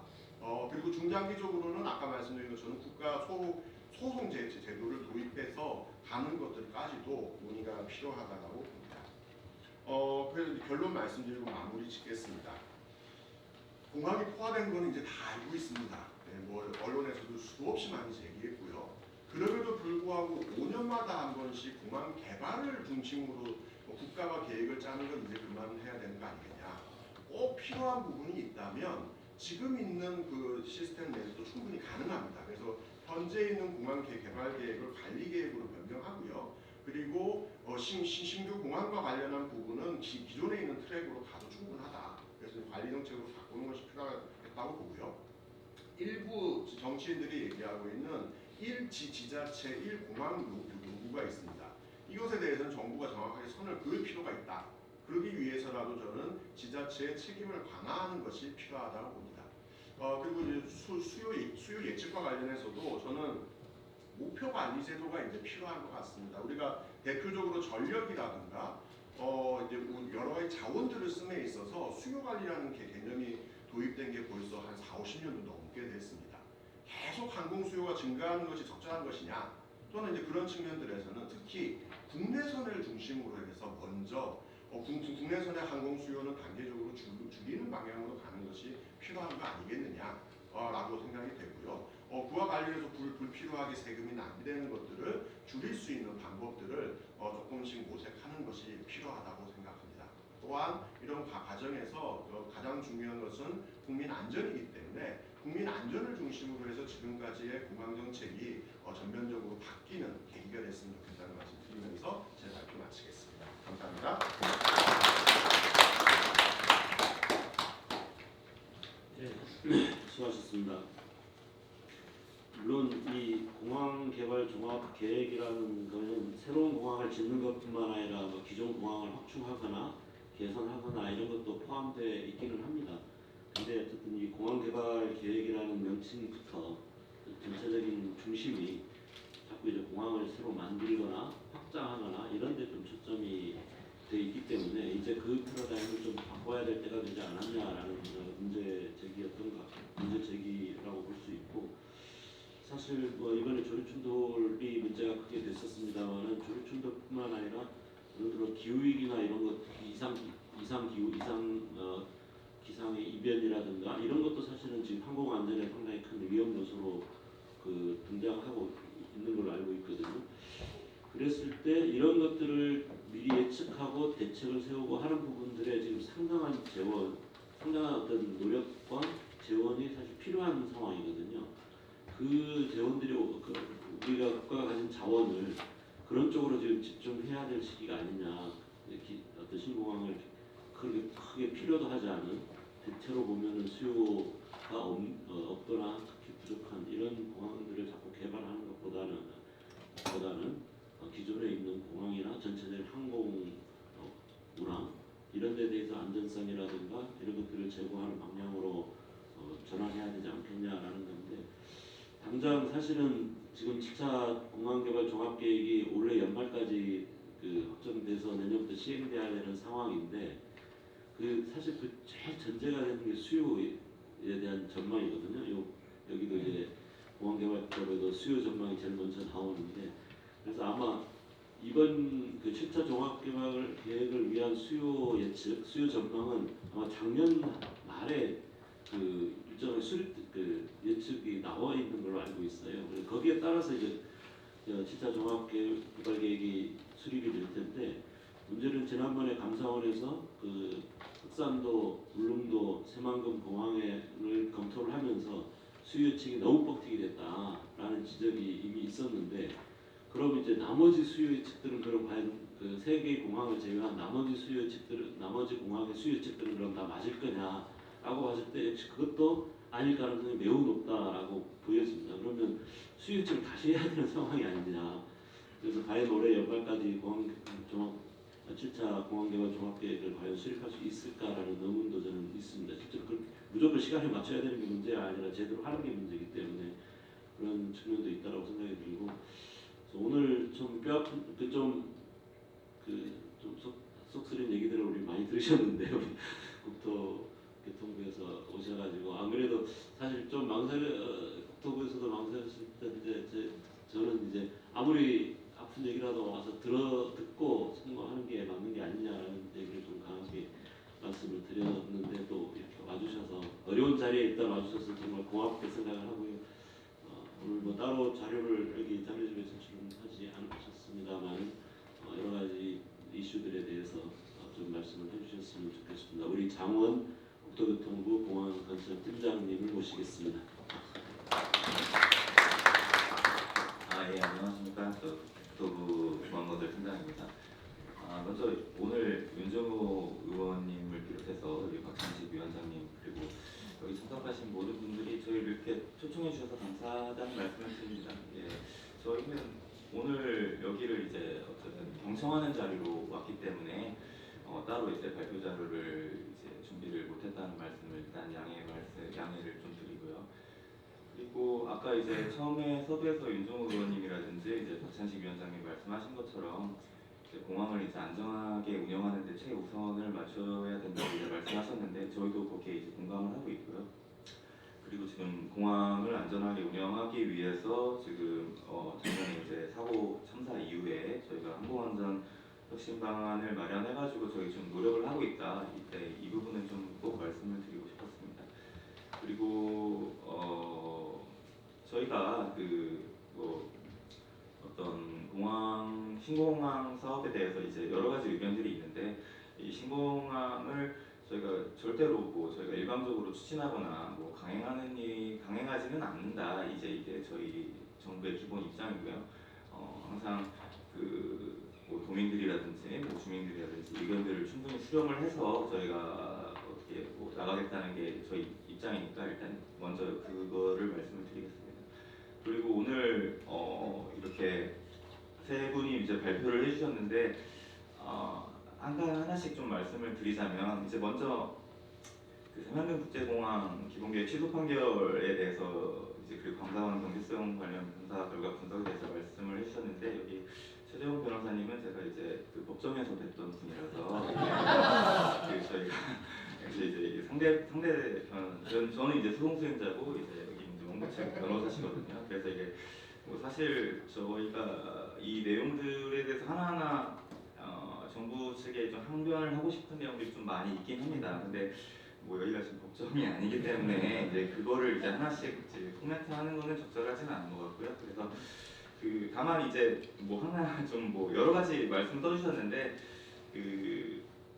감사원이 새만금 국제공항 기본계획의 위법성을 인정했다, 그러니까 1심 법원 판결을 감사원도 인정했다, 이렇게 해주셨는데, 이제 약간 이거는 조금 오버해서 써주신 것 같고요. 이제 물론 이제 감사원이 수요 예측이라든지 아니면 이제 BC 부분에 대해서 말씀을 해주신 거는 맞고요. 이제 그 부분은 맞습니다. 근데 이제 계속 말씀을 해주셨지만 이제 수요 예측이라는 게 상당히 어렵습니다. 어렵고 여러 가지 방법이 있는데, 이제 그 중에서 이제 저희랑 이제 약간 생각이 감사원이 달랐고, 그리고 이제 BC 같은 경우에는 다 아시겠지만 BC가 이제 절대적인 건 아니고요. 이제 정부 입장에서는 특히 이제 균형 발전을 굉장히 중요한 가치로 여기고 있습니다. 그래서 물론 이제 균형 발전을 이제 신공항으로 할 수 있느냐 이거는 이제 별 문제겠지만 어쨌든 저희는 균형 발전, 지역 균형 발전을 상당히 중요한 가치로 여기고 있다는 말씀을 일단 드리고 싶습니다. 예, 이거 너무 디테일하게 이거는 말씀을 안 드리는 게 좋을 것 같고요. 예, 그리고 두 번째로 이제 공항 예산 결산을 현황을 통해서 본 문제점은 이거는 예, 아주 잘 지적을 해주셨고요. 이제 이거는 예, 저희도 다 알고 있는 부분이고, 근데 이 부분은 일단 이제 그런 말씀을 좀 드리고 싶습니다. 이제 정부 입장에서는 사실 모든 상황을 다 대비를 해야 되거든요. 근데 이제 여러 가지 경우의 수가 있는데 이제 만약에 이제 절차가 진행될 가능성이 있다고 하면 이거를 예산을 반영하지 않을 수가 없다는 말씀을 좀 먼저 좀 드리고 싶습니다. 이게 물론 이제 그 절차가 진행되지 않을 가능성이 더 높지만 그것도 저희가 이제 알고 있는 부분이 다 있지만 절차가 만약에 이제 진행이 된다고 했을 때 예산이 없다고 하면 이건 진짜 큰 문제거든요. 그 정부 입장에서는. 그래서 이런 부분들이 좀 없지 않아 있다. 그러니까 좀 그런 부분들을 감안해 주셨으면 좋겠다. 그리고 이거는 공항뿐만이 아니라 다른 SOC 예산들도 다 갖고 있는 문제를 뭐 갖고 있는 부분입니다. 그런 문제들은. 그래서 이제 좀 정부 입장에서는 그런 부분들이 있다라는 거를 좀 양해를 드리고 싶고요. 그리고 이제 마지막으로 이제 오늘의 이제 주제 같은데 이제 공항 개발 종합계획 말씀을 해주셨는데요. 이제 이 부분은 저희가 들어가서 좀 많이 이제 논의를 해볼 거고요. 그리고 이제 이게 어쨌든 법률 개정 사항이니까 만약에 이제 관리 계획으로 바꿔야 된다면은 이제 법률 공항 시설법을 바꿔야 되는 내용이고, 근데 이제 아까 서두에도 말씀을 드렸지만은 이제 공항 개발에 대해서 이제 여러 가지 공항 개발, 공항 관리 이런 거에 대해서 여러 가지 시각이 있는 걸로 저희도 알고 있습니다. 이제 그러니까 정부에서는 이제 여러 가지 입장을 대변을 해서 정책을 만들어야 하기 때문에 사실 지금 SOC에서 도로, 철도랑 달리 공항을 약간 물론 이제 공항이 대규모 사업이기도 하고 특별교통으로 이제 생각을 하고 있습니다. 이제 생활교통이라기보다는 이제 특별한 교통이다라고 생각을 하고 있는 측면이 있는데 정부 입장에서는 약간 이제 공항 항공교통도 약간 최근에는 이제 보편적인 이제 교통 복지 측면에서도 좀 바라볼 필요가 있다는 점을 저희가 생각을 하고 있습니다. 그래서 일단은 그러한 기조 아래에서 저희가 종합계획을 수립하고 있다는 말씀을 먼저 드리겠습니다. 그리고 뭐 계속 지적을 해주셨지만 이제 항공수요 과다 예측이라든지 뭐 지자체가 이제 책임이 없어서 이제 무분별한 건설 요구를 한다든지 뭐 이런 부분은 저희가 충분히 공감을 하고 있습니다. 그래서 저희가 지금 항공수요 예측치가 현실에 맞는지 잘 들여다보려고 지금 하고 있고요. 그리고 지자체가 이제 함께할 수 있는 방안들을 지금 검토를 하고 있습니다. 예, 얼마 전에 이제 비서실장님께서도 말씀을 해주셨지만 그런 부분을 저희가 검토를 하고 있다. 근데 이제 또 제가 이제 얼마 전에 이제 울릉도를 갔다 왔는데 이제 울릉공항 현장 때문에 갔다 왔었는데 사실 울릉공항 같은 경우에는 저는 이제 갔다 와 보니까 더욱더 이제 좀 이건 꼭 있어야 되겠다는 생각을 하긴 했습니다. 이제 울릉공항 같은 경우에는 그러니까 이제 공항이 이제 신규로 그러니까 분명히 건설이 필요한 부분도 있다는 점을 조금 알아주셨으면 좋겠습니다. 이제 저희가 물론 이제 무분별한 신공항을 건설하면 안 되겠지만은 공항이 필요한 부분이 있다고 저희도 정책적으로 이제 판단하는 부분이 있기 때문에. 근데 아까도 말씀드렸지만 서두에 말씀드렸지만 국토부도 그렇고 정부 입장은 이거를 절대로 뭐 일방적으로 추진하거나 강행하거나 그럴 생각은 전혀 없으니까요. 이렇게 이런 좀 좋은 자리를 많이 만들어 주시면은 국토부가 참여를 해서 이제 경청하는 자리를 갖도록 하겠습니다. 예, 감사합니다. 예.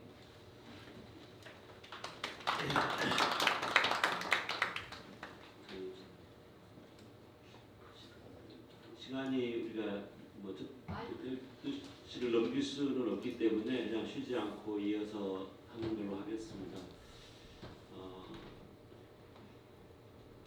다른 것보다 좀 아까 구체적인 내용들이야 또 이제 많은 토의 앞으로 논의를 해야 될 부분입니다만은 오늘 사실은 우리 오신 장원 팀장님이 직접 소감하고 있는 게 아니어서 공항개발 종합계획 같은 경우는 그 국토부의 공항 정책관입니까? 지금 공항 항해 정책관입니까? 공항 정책 관- 밑에 이제 공항 예, 정책 과장이 예, 있어요. 공항 정책 국장님이 오시거나 아니면 공항 정책 과장님이 오셔야 더 정확하게 얘기할 수 있으신데 지금 이제 공항건설 팀장님은 이미 결정된 공항들이 진행되는 것을 주로 맡고 있는 그런 상황이어서 좀 아주 구체적으로 직접 소관 사항은 아닙니다만은 그 7차 공항개발 종합법 지금 당장 진행되고 있는 거 여기 어떻게 진행되고 있고 또 예를 들어 그 과정에서 이런 아까 경청을 많이 한다 그랬는데 개방된 그러니까 더구나 이런 문제를 제기하는 시민사회가 참여해서 발언할 수 있는 그런 그 과정이 그 이 계획 수립 과정에서 반드시 좀 있어야 되지 않겠냐라는 생각이 들거든요. 얼마 전에 지금 환경부 같은 경우 환경부에서 진행하고 있는 그 조류 충돌 관련 위험성 평가 기준 마련을 위한 여러 가지 그 지침 마련을 위한 과정에는 저희를 포함해서 일반 관련 환경단체라든가 이런 다른 부분들의 목소리를 시민사회 목소리를 들을 수 있는 기회를 마련하고 그랬었는데 공항개발 종합계획에는 아직까지 그런 게 없어서 혹시 그런 것들을 할 수 있는지 할 계획이 있는지 이런 것도 한번 나중에 말씀해 주셨으면 좋겠고요. 여기까지 하고 일단은 그 각 내부의 발표를 하셨고 이제 여기 오신 분들 여기 플로어에서 그 질문이 있으시거나 우리 내부의 발표자에 대해서 질문이 있으시거나 아니면 의견이 있으시면 말씀을 해주시는 그런 순서로 넘어가도록 하겠습니다. 예, 그러면 마이크가 있어야 되기 때문에 그냥 목소리로 해도 아니요, 안 들어가. 아니 노트북 두개 때문에 여기 마이크를 공을 활용하시면 돼요. 네, 안녕하세요. 저는 이름은 박영환이라고 하고 항공 소음 쪽을 주로 이제 하고 있습니다. 제가 이제 질문 또는 건의 드리고 싶은 부분은 이렇습니다. 지금 그 종합계획 쪽이나 기존의 계획들을 보면 제일 문제가 그 이슈가 많이 되는 게 수요 예측인데요. 우리가 환율이라든가 주가를 5년마다 예측을 해서 정책을 맞춘다라는 건 꿈에는 꾸을 수도 없는 상황이거든요.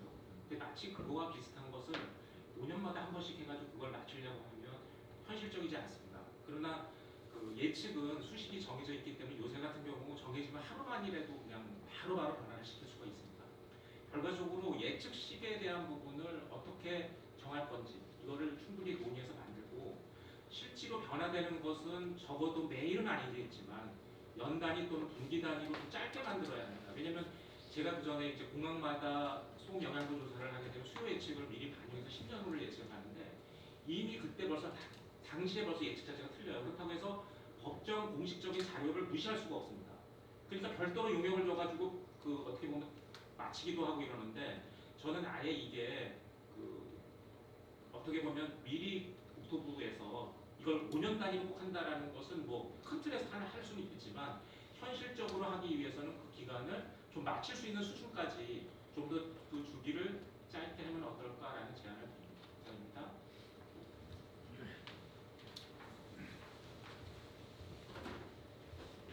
예, 뭐 과장님 바로 답하시기 어려운 문제여가지고 제가 전달을 하도록 하겠습니다. 예. 예, 혹시 다른 의견 예, 우리 수녀님 한 분 했는데 요 앞으로 오셔서 마이크 가까이 해서 다시 마이크 켜주시고요.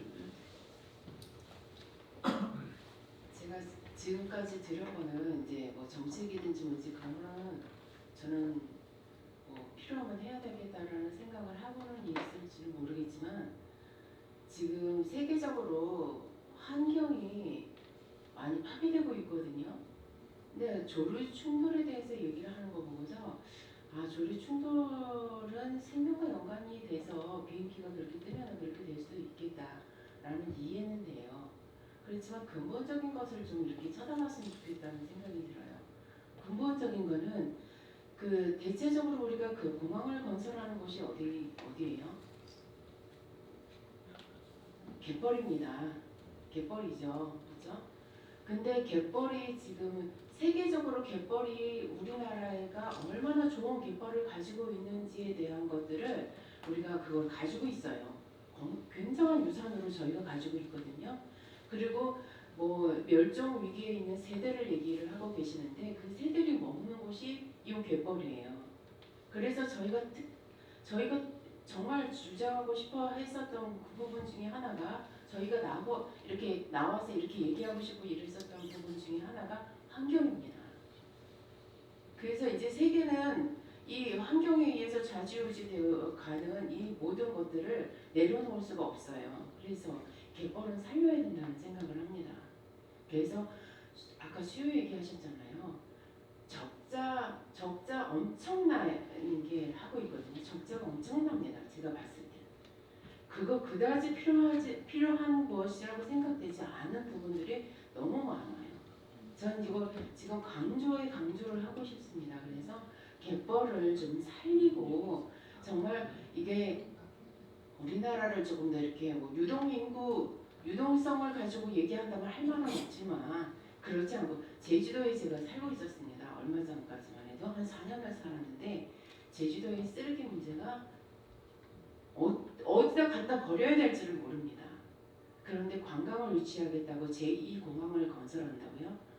저는 절대 반대입니다. 어느 나라에는요, 일본에서도 있었었나?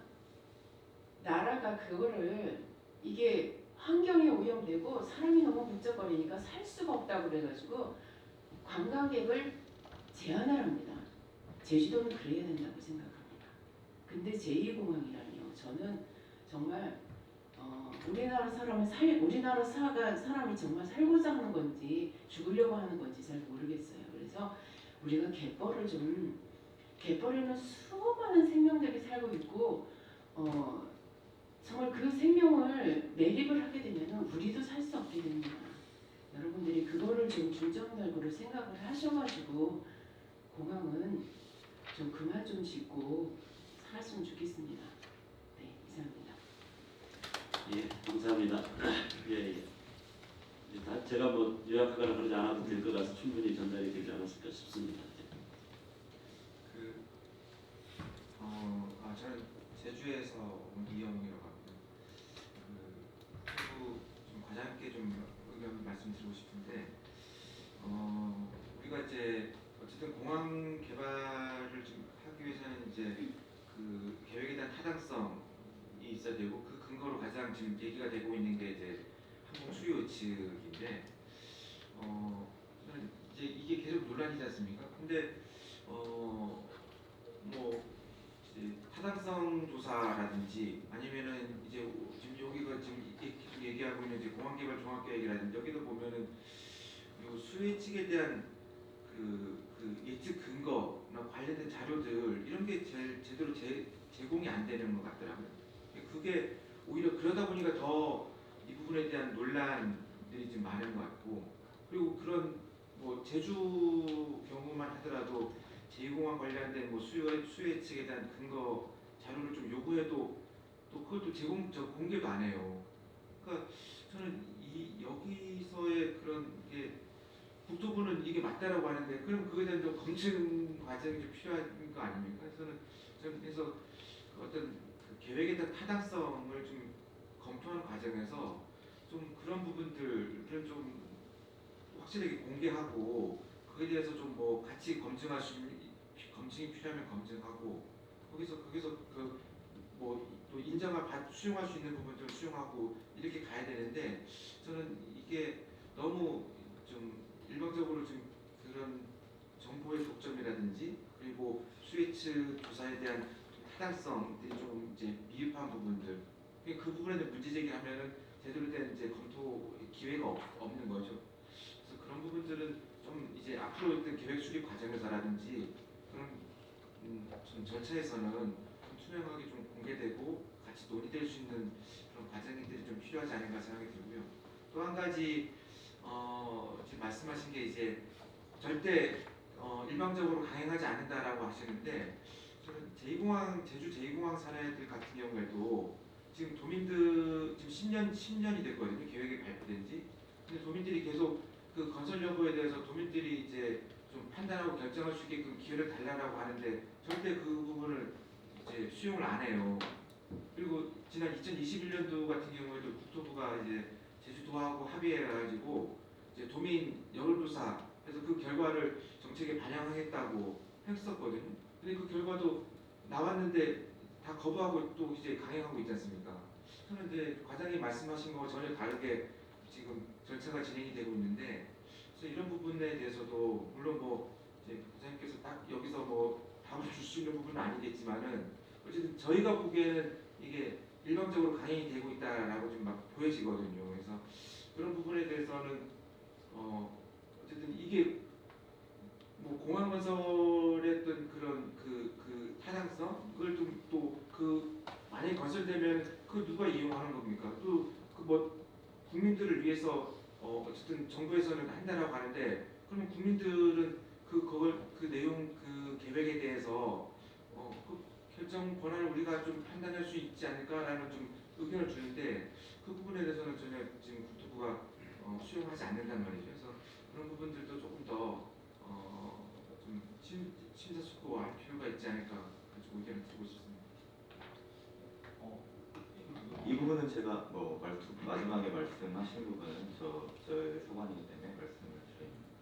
어쨌든 지금 그 제주 이 상황 같은 경우에는 작년에 이제 제주도가 저희가 기본계획 고시를 하지 않았습니까? 작년에 이제 숱한 진통 끝에 기본계획 고시를 했는데 사실 그 다음부터는 뭐 국토부가 뭘 하라 마라 하는 건 아닌 것 같고요. 저희가 결정 권한이 있다거나 이런 건 아닌 것 같고 어차피 아시겠지만 특별법에 따라서 제주도가 이거는 한평 승인권자이기 때문에 제주도 스스로 이거는 결정을 할 수 있다고 저희는 생각을 하고 있거든요. 이 부분에 있어서는 그래서 이제 그런 말씀을 드리는 거고 저희가 그리고 그 전에 여론조사 같은 부분은 제가 일단 정확히 어떤 여론조사를 말씀하시는지 그러니까는 정확하게는 제가 지금 일단은 모르겠는데 어쨌든 그 여론조사가 상당히 지금까지도 팽팽한 걸로 일단 저는 알고 있습니다. 예, 팽팽한 걸로 알고 있어서 이 부분을 어떻게 할지는 그러니까 국토부가 뭐 이래라 저래라 이럴 수 있는 상황은 지금은 아닌 것 같고요. 제 생각에는. 예. 그래서 아까 서두에서도 말씀드렸지만은 제주도 스스로 이거는 결정을 할 수 있다고 생각합니다. 저희는. 예, 그렇기 때문에 예, 이 부분에 있어서 그러니까 저희는 뭐 일단 뭐 저희가 그렇게 더 이상 뭐 말씀을 드리는 그런 상황입니다 지금. 예. 한마디로 말씀드리면은 그 여론조사 같은 경우는 그냥 일반적인 여론조사가 아니라 그 공론화 절차로 그 이제 그러니까 이제 그 당시 정부에서 이제 당정 협의를 거쳤고 그리고 그 이후에 제주도 도의회 그리고 국토부가 이제 3자 합의로 해서 제주도민 그 찬반 여론조사를 지금 해서 그 결과를 이제 정책에 반영하는 걸로 이제 합의가 됐었거든요. 그래서 그 부분에 대해서 이제 이루어졌고 이제 반대 여론이 도민 의견이 많이 우세하게 나왔던 거죠. 근데 그 부분을 말씀드리는 거고 그리고 또 하나는 이제 지금 과정에서 제주도가 결정할 거라는 게 아니라 저는 지금 그거는 환경 영향평가 협의 권한만 제주도가 있는 거지. 제가 말씀드리는 거는 그 고시 그리고 국토부가 고시하는 과정에서 제대로 도민들이 계속 그 부분에 대해 요구를 해왔었거든요. 그러니까 도민이 결정을 할 수 있게끔 해달라고. 근데 그게 제대로 그거 수용 안 하고 그냥 바로 고시를 강행한 거지 않습니까? 그 부분을 좀 말씀드리는 거예요. 예, 간단하게 말씀드리면은 일단은 그 고시는 국토부가 일방적으로 한 게 아니라 제주도의 요청에 의해서 저희가 했고요. 저희가 일방적으로 하지 않았습니다. 그 부분은 일단은 확실하게 말씀을 드리고 그 이제 여론조사를 말씀하시는데 이거는 이제 제 업무를 하면서 이제 제주도 그러니까 여러 공항이 제 소관이기 때문에 제가 여러 개를 지금 보고 있는데 그 여론조사라는 거를 그러니까 어떻게 해야 되는지를 사실 잘 모르겠다기보다는 여러 고민이 있습니다. 왜냐면은 이게 제주 2공항인데 그러면은 이 제주 2공항의 여론을 어디를 봐야 되느냐? 그 성산읍을 봐야 되는 건지, 아니면은 제주 전체를 봐야 되는 건지, 아니면 뭐 서귀포만 따로 봐야 되는 건지, 아니면은 사실 제주 공항이 생기면 제주도만 이용하는 게 아니라 우리나라 국민이 다 이용하기 때문에 우리나라 전체를 봐야 되는 건지. 사실 이런 부분들이 고민이 있습니다. 그러니까 이게 굉장히 근본적인 문제인데 아까 이제 의원님들이 뭐 이제 사실 헌법적으로 봤을 때는 국가를 대표하시는 분들 아니겠습니까? 근데 이제 어떻게 하다 보니까 이게 저희가 지금 제도가 지역 대표성도 좀 의원들이 띄고 있기 때문에 이제 여러 가지 사실 문제가 저는 나타난다고 생각을 하고 있는데 그러니까 그런 부분들이 있는 겁니다. 이제 국가 전체적으로 봐야 되는 건지 아니면 제주도만 봐야 되는 건지 아니면 성산만 봐야 되는 건지 사실 그런 부분에 있어서 저 정책을 이제 마련할 때 고민이 상당히 많습니다. 그래서 그런 부분을 좀 알아주시면 좋을 것 같습니다. 예. 이게 무슨 고민이 네. 네. 잠깐 이제 계속 이 얘기만 가지고 계속 갈 수는 없으니까요. 말씀하시죠. 네. 여기 이제 국토부의 신공항 건설을 담당하시는 과장님이 나오셨었다고 논의도 뜨겁게 되는 것 같은데요. 우선 과장님께서 처음에 발표하시면서 선언한 원칙, 신공항에 대해서 일방적으로 추진하거나 강행하지 않는다는 게 기본 입장이라고 지금 대단히 중요한 말씀을 해주신 것 같습니다. 그게 지금 가장 중요한 기본적인 원칙이고 앞으로 그런 차원에서 모든 공항과 특히 신공항 관련 문제는 검토되고 여러 가지 운명이나 정책적인 면에 결정돼야 될 것 같은데요. 그런 맥락에서 지금 오늘의 화두인 주제인 공항개발 종합계획 또 이제 그런 관점에서 검토될 필요가 있는데 아까 저 이현석 위원장께서 이 공항개발 종합계획의 어떤 문제점 그리고 개선 방향 말씀하셨는데 그건 주로 이제 내용적인 측면이었고 사회자께서 얘기하신 대로 이건 절차적인 측면에서 또 좀 검토되거나 변경될 필요가 있을 것 같은데요. 지금 이게 이제 국토부에서는 정책적 판단의 영역이라고 해서 균형 발전 이런 걸 중점을 두고 공항 개발 추진해 왔다고 하는데 그럼 정책적 판단을 어떻게 하는 게 맞는 거냐, 타당하냐, 타당성 측면에서 봤을 때 내용적으로 지금 문제가 많이 제기되었으니까 이미 수요 예측도 어긋난다는 게 많이 확인이 됐고 법원에서도 자 이제 문제 제기를 강력히 이제 승인하고 판단에 문제가 있었다 이거 승인을 했는데 그런 내용적 타당성을 확보할 수 있는 가장 중요한 방법은 절차적 타당성이죠. 절차적 정의, 절차적 공정성.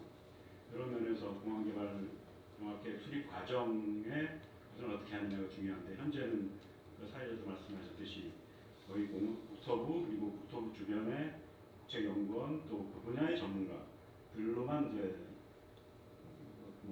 공항 수립 주체가 짜여져가지고 진행돼서 그래서 이제 깜깜이 또는 폐쇄적이라는 얘기 나오는 것 같아요. 얼마 전에 대통령실 비서관실에서 이런 공항 갈등 관련해서 논의가 있을 때 또 그런 얘기가 나왔는데 거기에 참여한 국토부 출신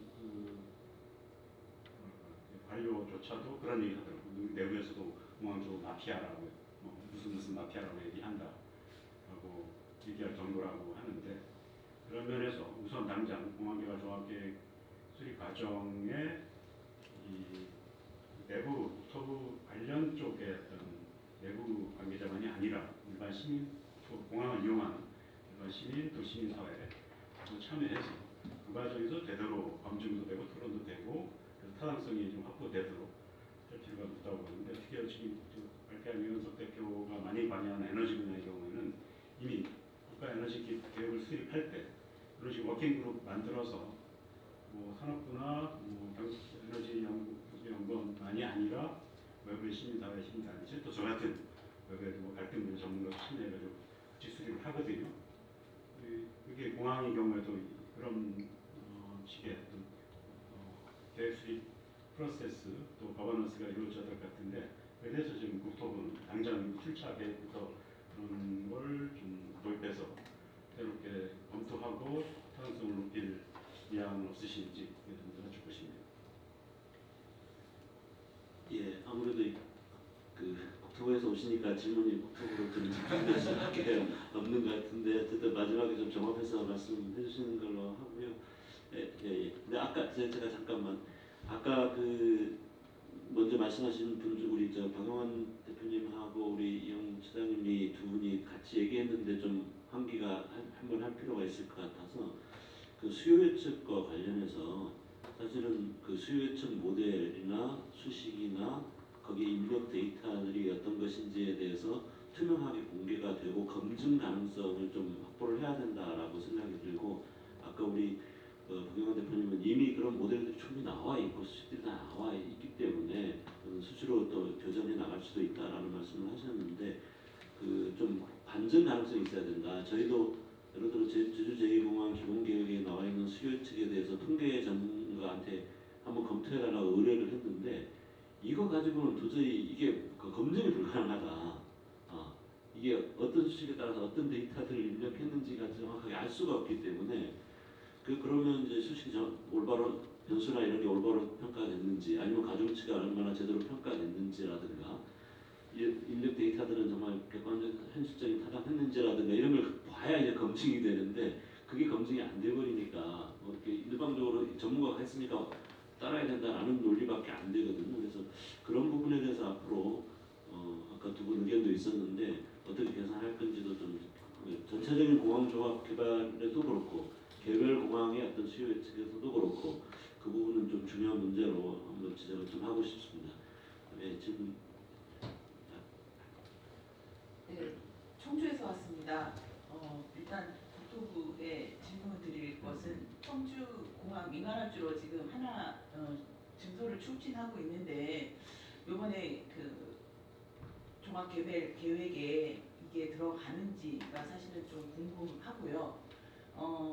어찌됐든 저희는 좀 요즘 잘 되는 공항 중에 하나입니다. 네, 흑자로 전환이 되고 있어서 좀 이것에 대해서 지역 주민들이나 저희 쪽에서도 사실은 반대할 명분이 그렇게 크진 않다라고 생각이 되고, 제 생각에는 좀 근본적으로 국토부에서 이 공항에 대한 우리나라 공항에 우리나라에 지금 이제 기존에 있는 공항 그리고 새로 추진되는 공항, 거기에 이제 청주에 이제 민간합주로 하나 증설까지 해서 이렇게 많은 25개 정도의 공항이 필요한가에 대한 전면 재검토가 좀 필요하다라는 것이고요. 그래서 그러면 지금 현재 적자인 공항, 운영이 안 되는 공항, 이용률이 적은 공항에 대해서는 폐쇄하거나 운영을 중단하거나 이런 계획들이 나와야 되는데, 그런 것에 대해서는 전혀 언급하고 있지 않다라는 게 저는 가장 큰 문제다라고 생각이 되고요.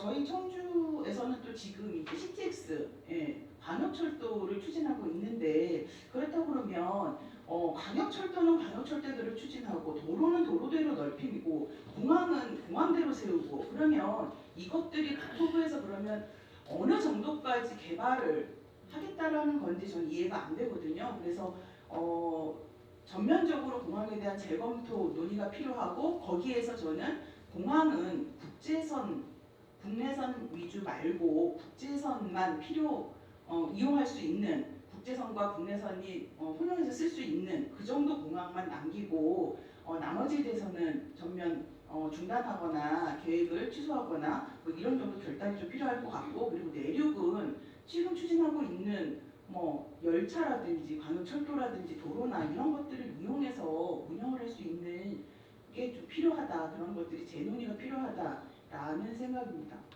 예. 그 시간이 한 20분 정도 남았는데요. 혹시 그 질문 우리 중계하고 있는데 유튜브에서도 질문이 들어와 있는 것 같거든요. 이제 그 부분 하고, 그리고 꼭 하고 싶은 분 있으면 준비를 해주시고, 최소한 한 두 분 정도의 의견만 듣고 나서 오늘 토론 발표자로 오신 다른 분들이 거의 얘기할 기회를 못 갖고 계셔서 두 분 정도 마지막 의견을 듣고 나서 오늘 발표자분들이 좀 종합 정리하는 그런 걸로 해서 마무리를 좀 하도록 하겠습니다. 네. 예, 지금 관련해서 유튜브에서 지금 막 질문해 주신 거랑 좀 같이 맥락이 있는 것 같아서요. 제가 좀 그 내용을 좀 읽어드리겠습니다. 국토부의 질문을 이제 하는 것으로 되고요. 방향 지역 균형 발전을 위해서 철도 건설과 대중교통 확대, 지역에서는 마을 버스부터 새마을호와 같은 기차, 그리고 수요 응답형 교통, 그리고 이제 자전거 배급과 교통체계 구축까지 시민들과 교통약자를 위해 들어가야 될 돈들이 많은데, 이런 부분들에 대해서는 신공항 추진만큼 국토부에서 적극적으로 계획을 추진하거나 수립하거나 추진하거나 관련한 예산을 반영하고 있는 것 같지는 않습니다. 철도, 버스, 특히 마을 버스나 도서 상간 지역 연결을 위해서는 어떤 고민들이나 계획이 있는지 궁금합니다. 그래서 조금 질문은 포괄적인데 어쨌든 관련해서 맥이 있는 거라서 아마도 저는 이 질문이 이제 이게 사실 너무 이게 공항에만 좀 집중되고 있는 거 아니냐. 아까 처음에 이제 얘기해 주신 관련한 내용하고 조금 맞물리는 것 같아요. 그래서 하여튼 그런 질문이 지금 관련해서 좀 떠 있습니다. 네. 혹시 마저 받고 이거 켰습니까? 마이크 좀. 가운데부터. 가운데 밑에 예, 서방금 신공항 백지화 운동위원회 군산에서 왔습니다. 키벤트입니다. 저는 공무원 사회가 국민으로부터 많은 신뢰를 잃었다고 생각합니다. 그런데 이제 좀 변화가 있어야 된다고 보고요. 그 변화가 오늘 오신 장원 광건설 팀장님 참여해 주신 것에 대해서 상당히 고맙게 생각합니다. 큰 변화인 것 같습니다. 근데 그 변화가 엄청 많이 있어야 된다고 생각합니다. 왜냐하면 많은 국민들이 지금까지 정부의 정책이나 이런 거 공항뿐만 아니라 모든 정책에 있어서 많이 신뢰를 잃었기 때문에 정말 헌법 7조에 나와 있듯이 공무원은 진정한 국민의 봉사자이고 책임을 지는 그런 자세가 필요하다. 그런 생각이 듭니다. 그래서 아까 이현석 위원장께서 항공 수요 예측이랑 이런 것들 잘못한 것들, 정부의 정책에 잘못된 것들에 대해서는 어떤 법적으로 문제 제기하고 소송도 하고 그 다음에 책임도 묻고 이런 세금을 엉뚱하게 잘못 쓴 거에 대해서 우리가 정말 대안을 만들어야 된다. 그런 얘기에 적극적으로 저는 찬성하고 동의합니다. 그리고 한 가지 좀 말씀드리겠습니다. 제가 이거를 지난 2020년 5월 21일 날 기독교 전북 방송에서 기획 보도한 내용이 있습니다. 여기 보면 새만금 신공항에 대해서 제2활주로를 만들어 달라는 이 공문을 군산시장한테 2007년에 보낸 공문들입니다. 2013년에도 이 새만금 서쪽에, 그러니까 미군 기지 서쪽에 제2활주로를 만들어 주겠다 이렇게 요구해서 만들어 주는 것으로 그렇게 서로 공문을 주고받은 내용입니다. 이거는 우리가 지금 15개 공항이 있는데도 10개 공항을 더 짓겠다고 하는 거, 이런 거는 결국 이런 데서부터 오지 않았나. 정부의 어떤 정책에 있어서 만들어지긴 하지만 외세의 어떤 외압에 의해서, 요구에 의해서 만들어지는 것도 아닌가 하는 그런 의심이 들어서 이제는 정부가 이런 공항뿐만 아니라 항만들도 정말 국민들 위한 진정한 필요에 의해서 만들어지는 것인지 아닌지 이걸 좀 책임 있게 정책을 만들어야 된다고 생각이 듭니다. 그래서 이런 내용을 좀 전달을 했으면 좋겠고, 정치인들이 어떤 정책이나 아니 요구 사항이나 위세에 의해서 요구해야 되는 그런 문제들은 철저하게 이제 공무원들도 문제 제기하고 실제 만들어가는 어떤 정부 책임 있는 분들이 잘못된 것은 잘못됐다라고 직을 걸고 얘기할 수 있는 그런 공무원 사회가 됐으면 좋겠다. 그렇게 되기 위해서는 우리 국민들의 적극적인 투쟁이 필요하다, 이런 말씀을 드립니다.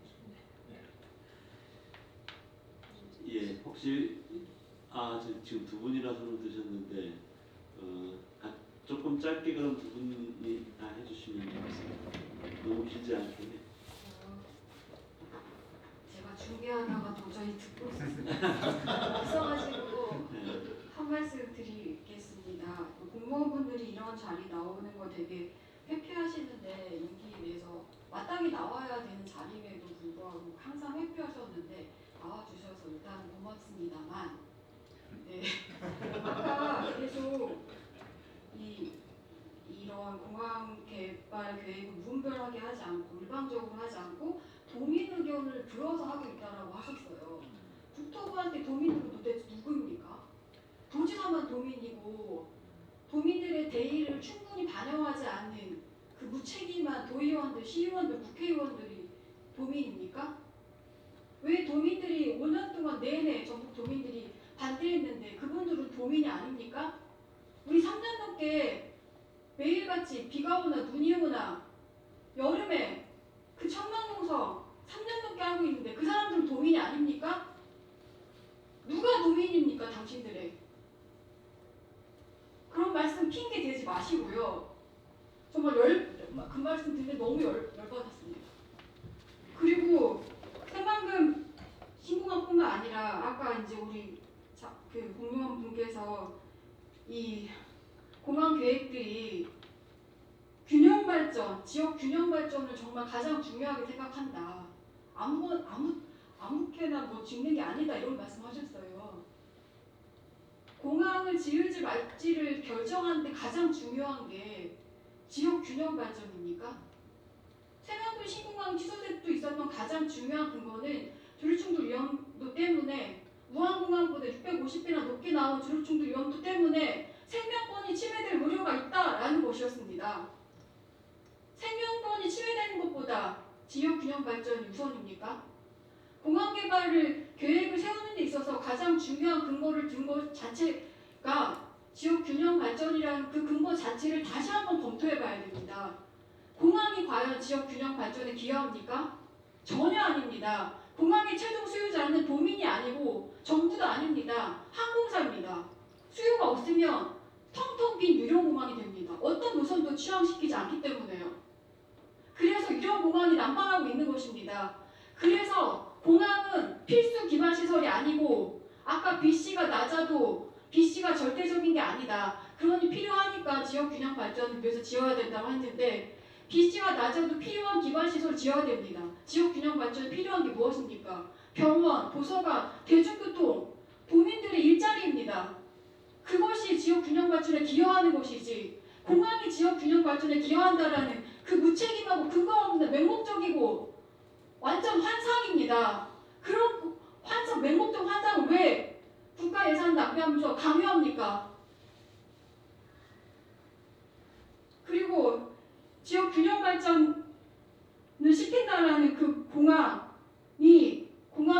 지역 균형 발전을 위해서 반드시 공항을 지어야 된다는 11개 지역 공항이 다 적재 공항으로 남발하고 있는데도 또 10개나 짓겠다라는 그 계획 자체가 공항은 무조건 수요를 창출한다는 지역 경제를 발전시킨다라는 아무런 근거 없는 주장 때문에 그 주장 자체는 너무 낡고 이제 폐기해야 돼. 낡은 패러다임입니다.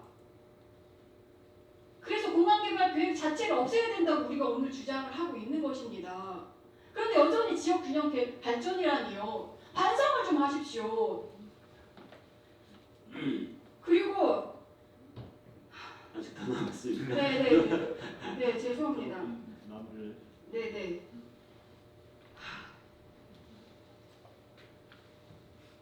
항소하셨죠? 항소 지금 당장 취하하십시오.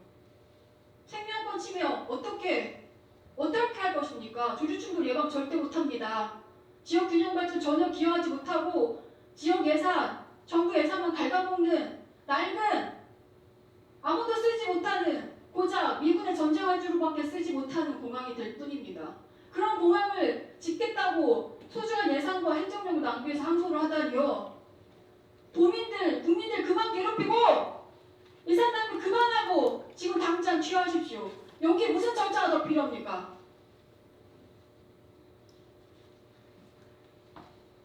예. 마무리. 있는데요. 네, 수고하셨습니다. 네. 어떤 마음이신지 충분히 짐작을 하시리라고 생각이 듭니다. 아까